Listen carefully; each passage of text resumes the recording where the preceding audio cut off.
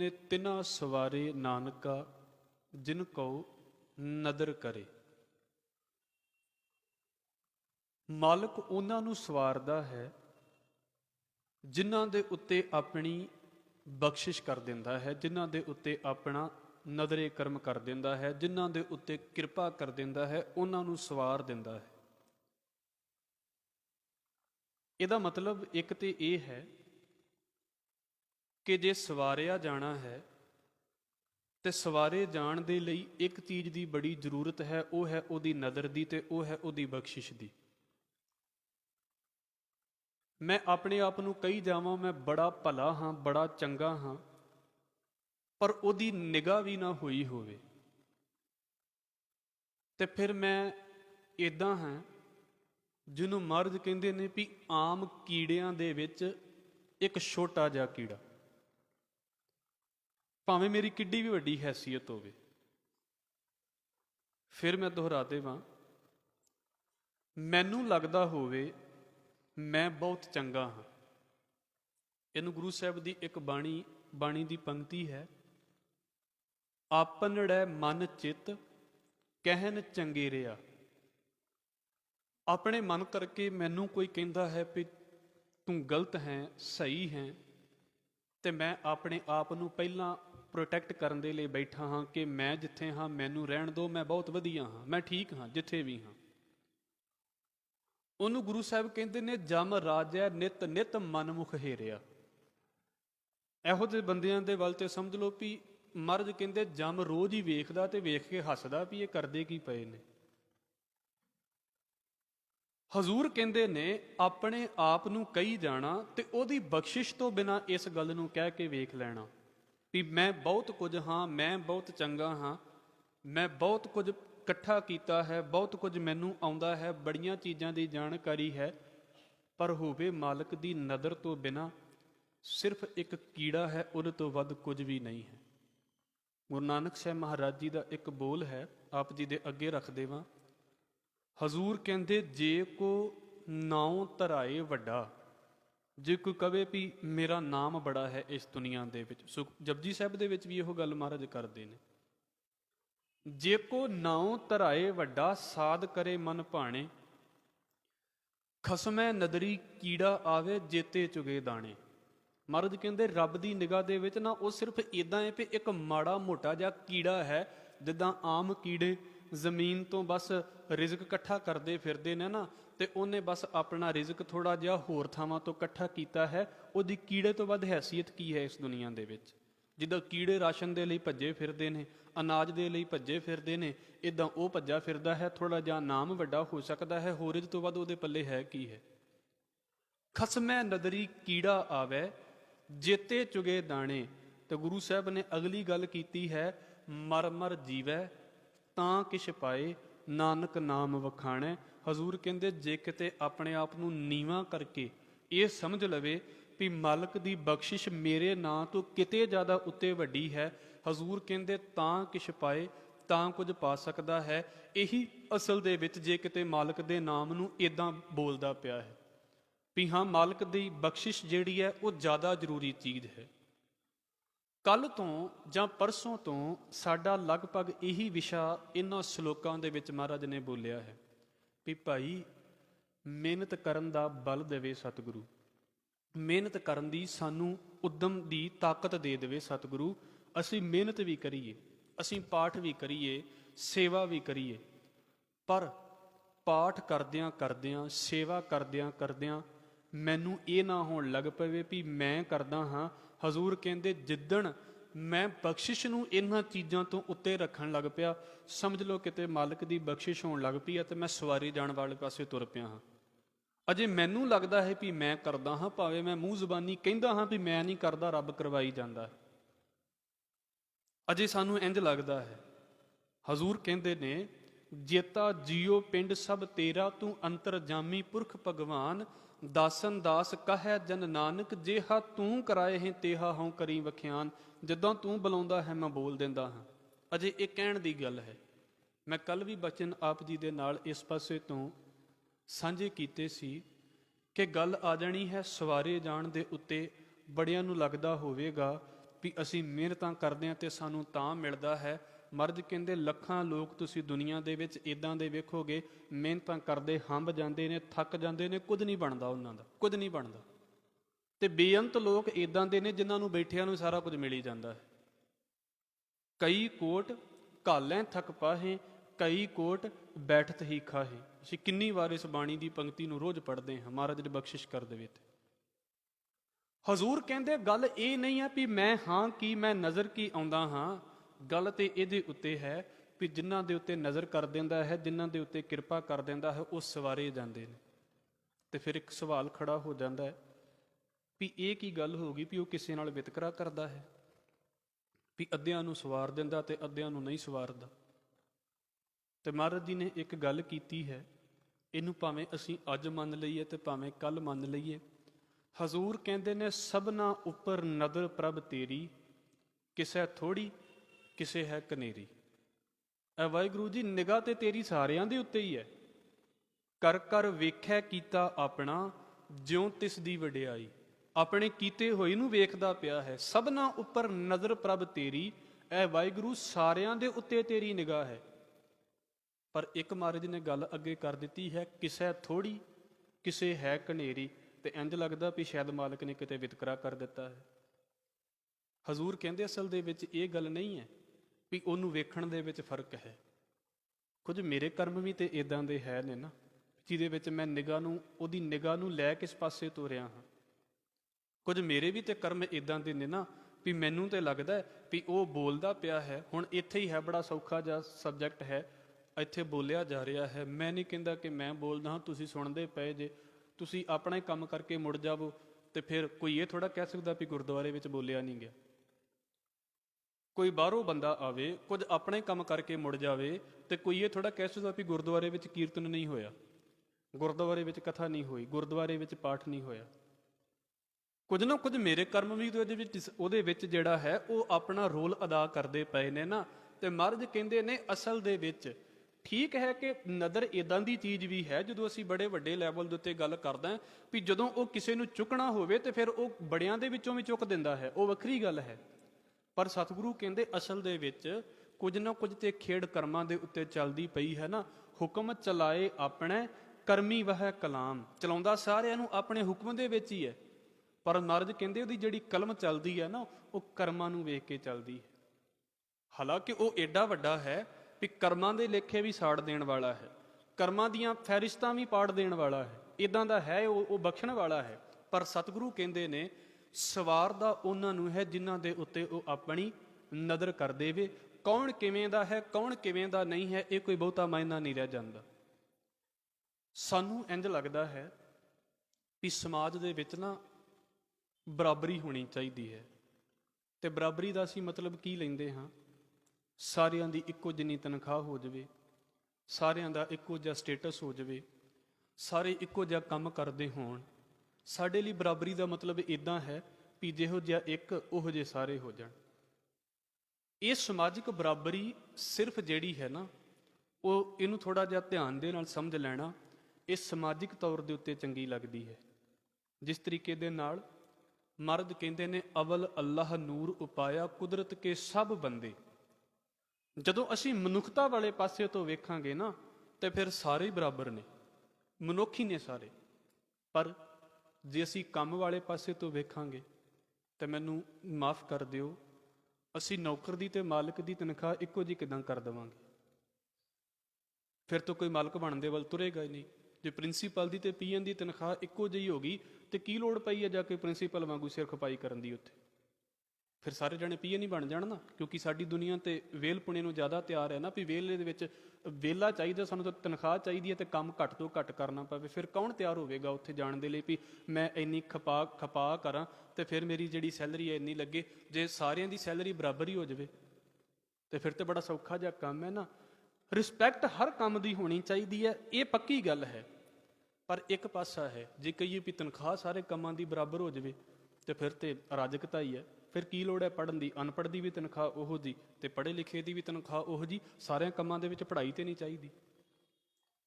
ਬੜੇ ਕੰਮ ਨੇ ਜਿਹੜੇ ਪੜ੍ਹਾਈ ਤੋਂ ਬਿਨਾਂ ਵੀ ਹੋ ਸਕਦੇ ਨੇ ਤੇ ਜੇ ਉਹਨਾਂ ਨੂੰ ਵੀ ਉਦਾਂ ਦੀ ਤਨਖਾਹ ਮਿਲ ਗਈ ਤੇ ਫਿਰ ਕੀ ਲੋੜ ਹੈ ਕਿਸੇ ਨੂੰ ਪੜ੍ਹਨ ਦੀ? ਅਸੀਂ ਤੇ ਪਹਿਲਾਂ ਬੈਠੇ ਹੋਵਾਂਗੇ ਵੀ ਛੱਡੋ ਪਰਾਂ, ਕੀ ਕਰਨਾ ਪੜ੍ਹਾਈ।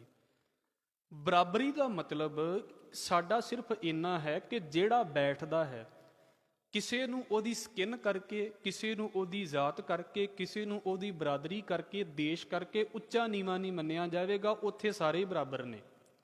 ਪਰ ਜੋ ਕੁਝ ਉਹਦੇ ਅੰਦਰ ਗੁਣ ਹੈ, ਜੇ ਉਸ ਗੁਣ ਦੀ ਸੁਸਾਇਟੀ ਦੇ ਵਿੱਚ ਵਡਿਆਈ ਹੈ ਤੇ ਉਹ ਗੁਣ ਦੇ ਕਰਕੇ ਉਹਦੇ ਪੱਲੇ ਹਮੇਸ਼ਾ ਕੁਝ ਨਾ ਕੁਝ ਜ਼ਿਆਦਾ ਹੋਵੇਗਾ। ਔਰ ਸਮਾਜ ਦੇ ਵਿੱਚ ਇਦਾਂ ਕਹਿ ਲਈਏ ਵੀ ਮਾਲਕ ਦੇ ਵੱਲੋਂ ਹੀ ਇਹ ਚੀਜ਼ ਬਣਾਈ ਗਈ ਹੈ। ਹਜ਼ੂਰ ਕਹਿੰਦੇ ਨੇ, ਐ ਵਾਹਿਗੁਰੂ ਇਹ ਤੇ ਤੇਰੀਆਂ ਖੇਡਾਂ ਨੇ, ਇੱਕ ਦਾਤੇ ਇੱਕ ਭੇਖਾਰੀ ਜੀ, ਸਭ ਤੇਰੇ ਚੋਜ ਵਿਡਾਣਾ। ਕੋਈ ਆਪਣੇ ਇਹ ਨਹੀਂ ਵੀ ਬਸ ਆਪਣੀ ਕਿਸਮਤ ਦੇ ਉੱਤੇ ਬੈਠਾ ਰਵੇ ਵੀ ਮੈਂ ਤੇ ਭਿਖਾਰੀ ਬਣ ਗਿਆ ਹਾਂ ਤੇ ਬਸ ਮੈਨੂੰ ਰੱਬ ਨੇ ਭਿਖਾਰੀ ਬਣਾ ਦਿੱਤਾ ਹੈ। ਇਹ ਤੇ ਕਰਮਾਂ ਦੀ ਖੇਡ ਹੈ। ਕਈ ਭੀਖ ਮੰਗਦੇ ਨੇ ਤੇ ਬਸ ਫਿਰ ਉਹ ਮਾਲਕ ਇੰਨਾ ਕੁਝ ਦੇ ਦਿੰਦਾ ਹੈ, ਉਹ ਲੋਕਾਂ ਨੂੰ ਦੇਣ ਲੱਗ ਪੈਂਦੇ ਨੇ। ਤੇ ਕਈ ਜਿਹੜੇ ਪਹਿਲਾਂ ਲੋਕਾਂ ਨੂੰ ਵੰਡਦੇ ਹੁੰਦੇ ਨੇ ਉਹ ਫਿਰ ਕੀ ਆ, ਆਪ ਮੰਗਣ ਵਾਲੇ ਹੋ ਜਾਂਦੇ ਨੇ। ਅਸੀਂ ਪਿੱਛੇ ਪੜ੍ਹ ਕੇ ਆਏ ਹਾਂ, ਹਜ਼ੂਰ ਕਹਿੰਦੇ ਨਦਰ ਉਪੱਠੀ ਜੇ ਕਰੇ ਸੁਲਤਾਨਾ, ਘਾਹ ਕਰਾਇੰਦਾ ਦਰ ਮੰਗਣ ਭਿੱਖ ਨਾ ਪਾਇੰਦਾ। ਇਹ ਵੀ ਤੇ ਹਾਲ ਲੋਕਾਂ ਦੇ ਵਿੱਚ ਵਾਪਰੇ ਨੇ ਨਾ, ਵੀ ਵਕਤ ਦੇ ਬਾਦਸ਼ਾਹ ਨੇ ਤੇ ਆਪਣੇ ਪੁੱਤਰਾਂ ਦੇ ਕੋਲੋਂ ਪਾਣੀ ਮੰਗਦੇ ਪਏ ਨੇ, ਉਹ ਕਹਿੰਦੇ ਵੀ ਨਹੀਂ ਪਾਣੀ ਵੀ ਨਹੀਂ ਦੇਣਾ। ਤੁਸੀਂ ਔਰੰਗਜ਼ੇਬ ਦੇ ਬਾਰੇ ਤੇ ਸ਼ਾਹਜਹਾਂ ਦੇ ਬਾਰੇ ਇਸ ਗੱਲ ਨੂੰ ਪੜ੍ਹ ਕੇ ਵੇਖ ਲੈਣਾ। ਹੁਣ ਤਾਂ ਰਾਜ ਚੱਲਦਾ ਹਿੰਦੁਸਤਾਨ ਦੇ ਉੱਤੇ, ਉਹ ਪਾਣੀ ਮੰਗਦਾ ਆਪਣੇ ਪੁੱਤਰ ਦੇ ਕੋਲੋਂ, ਔਰੰਗਜ਼ੇਬ ਦੇ ਕੋਲੋਂ, ਉਹ ਕਹਿੰਦਾ ਨਹੀਂ ਇਹ ਵੀ ਨਹੀਂ ਮਿਲੇਗਾ। ਕਹਿਣ ਦਾ ਸਿਰਫ ਇੰਨਾ ਕੁ ਭਾਵ ਹੈ ਵੀ ਸਮਾਜਿਕ ਤੌਰ ਦੇ ਉੱਤੇ ਜਦੋਂ ਅਸੀਂ ਚੱਲਾਂਗੇ, ਕੋਈ ਗੁਣਾ ਕਰਕੇ ਸਾਡੇ ਤੋਂ ਉੱਤੇ, ਕੋਈ ਗੁਣਾ ਕਰਕੇ ਸਾਡੇ ਤੋਂ ਥੱਲੇ। ਤੇ ਸੌਖੀ ਜੀ ਗੱਲ ਹੈ, ਜੇ ਸਾਰੇ ਅਫਸਰ ਹੀ ਲੱਗ ਜਾਣ ਤੇ ਸਾਡਿਆਂ ਘਰਾਂ ਦੀਆਂ ਸਫਾਈਆਂ ਫਿਰ ਕਰਨ ਵਾਲਾ ਕਿਹੜਾ ਹੋਵੇ। ਇਹ ਨਹੀਂ ਮੈਂ ਕਹਿ ਰਿਹਾ ਵੀ ਸਫਾਈ ਕਰਨ ਵਾਲੇ ਨੂੰ ਬੁਰਾ ਕਿਹਾ ਜਾਵੇ, ਪਰ ਇਹ ਖੇਡ ਹੈ। ਸਮਾਜ ਦੇ ਵਿੱਚ ਸਾਰੇ ਜਾਣੇ ਇੱਕੋ ਜਿਹੇ ਹੋ ਗਏ ਤੇ ਸਮਾਜ ਰੁਕ ਜਾਵੇਗਾ। ਜੇ ਗੱਡੀ ਦੇ ਸਾਰੇ ਗੇਅਰ ਇੱਕੋ ਜਿਹੇ ਹੋਣ ਤੇ ਕੀ ਫਾਇਦਾ ਹੈ ਪਹਿਲਾ ਪਾਉਣ ਦਾ ਤੇ ਕੀ ਫਾਇਦਾ ਚੌਥਾ ਪਾਉਣ ਦਾ, ਜੇ ਸਾਰੇ ਗੇਅਰ ਇੱਕੋ ਜਿਹੇ ਹੋ ਗਏ। ਸਾਰੀ ਮਸ਼ੀਨਰੀ ਹੀ ਇੱਕ ਕੰਮ ਕਰਦੀ ਪਈ ਹੈ ਤੇ ਰਿਵਰਸ ਦੀ ਤੇ ਗੱਲ ਹੀ ਖਤਮ ਹੋ ਗਈ। ਇਸ ਕਰਕੇ ਇੱਥੇ ਡਾਈਵਰਸਿਟੀ ਹੁੰਦੀ ਹੈ। ਇਹਦਾ ਮਤਲਬ ਇਹ ਵੀ ਨਹੀਂ ਵੀ ਰੱਬ ਨੇ ਜਮਾਂਦਰੂ ਹੀ ਇਹ ਚੀਜ਼ ਪੈਦਾ ਕਰ ਦਿੱਤੀ ਹੈ ਵੀ ਜਿਹੜਾ ਗਰੀਬ ਪੈਦਾ ਹੋਇਆ ਹੈ ਉਹ ਗਰੀਬ ਹੀ ਰਹੇਗਾ ਤੇ ਜਿਹੜਾ ਅਮੀਰ ਪੈਦਾ ਹੋਇਆ ਹੈ ਉਹ ਅਮੀਰ ਹੀ ਰਹੇਗਾ। ਤੁਹਾਡੇ ਵਹਿੰਦਿਆਂ ਵਹਿੰਦਿਆਂ ਕਿੰਨੇ ਲੋਕਾਂ ਨੇ ਗਰੀਬੀ ਤੋਂ ਆਪਣੇ ਆਪ ਨੂੰ ਉੱਤੇ ਚੁੱਕ ਲਿਆ ਤੇ ਕਿੰਨੇ ਨੇ ਜਿਹੜੇ ਵਹਿੰਦਿਆਂ ਵਹਿੰਦਿਆਂ ਅਮੀਰੀ ਤੋਂ ਗਰੀਬੀ ਦੇ ਵਿੱਚ ਆ ਗਏ।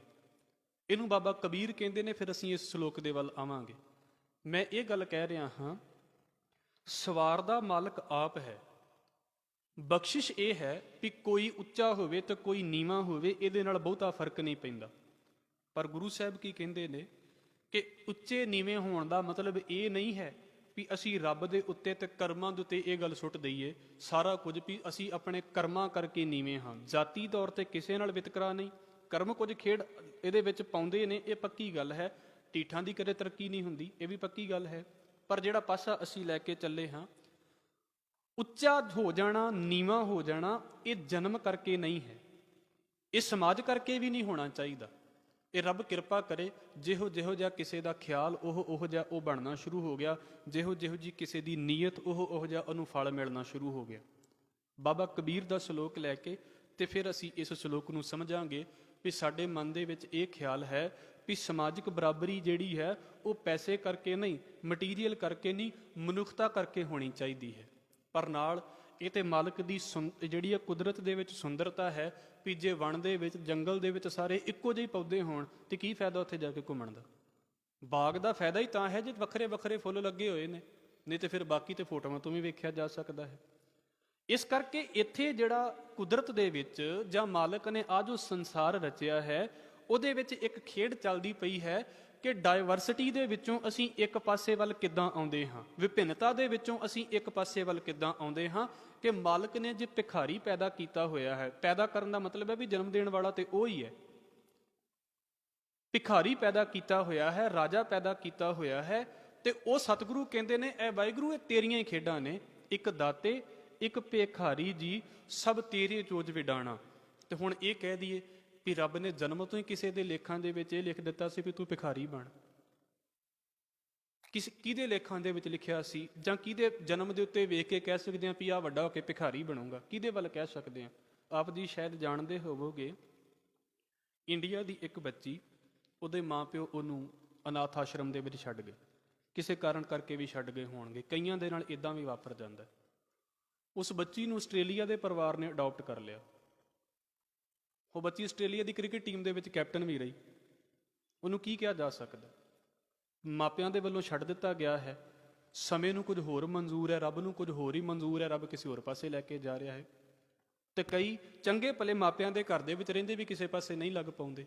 ਇਹਨੂੰ ਸਤਿਗੁਰੂ ਕਹਿੰਦੇ ਨੇ, ਇੱਕ ਦਾਤੇ ਇੱਕ ਭਿਖਾਰੀ ਜੀ ਸਭ ਤੇਰੇ ਚੋਜ ਵਿਡਾਣਾ। ਤੂੰ ਪਤਾ ਨਹੀਂ ਕਿੰਨਾਂ ਨੂੰ ਦਾਤੇ ਬਣਾ ਦੇਣਾ ਹੈ ਤੇ ਕਿੰਨਾਂ ਨੂੰ ਤੇ ਚੰਗੇ ਭਲੇ ਦਾਤੇ ਬਣਿਆ ਨੇ ਵੀ ਭਿਖਾਰੀ ਕਰ ਦੇਣਾ, ਤੇ ਤੇਰੀਆਂ ਖੇਡਾਂ ਨੇ।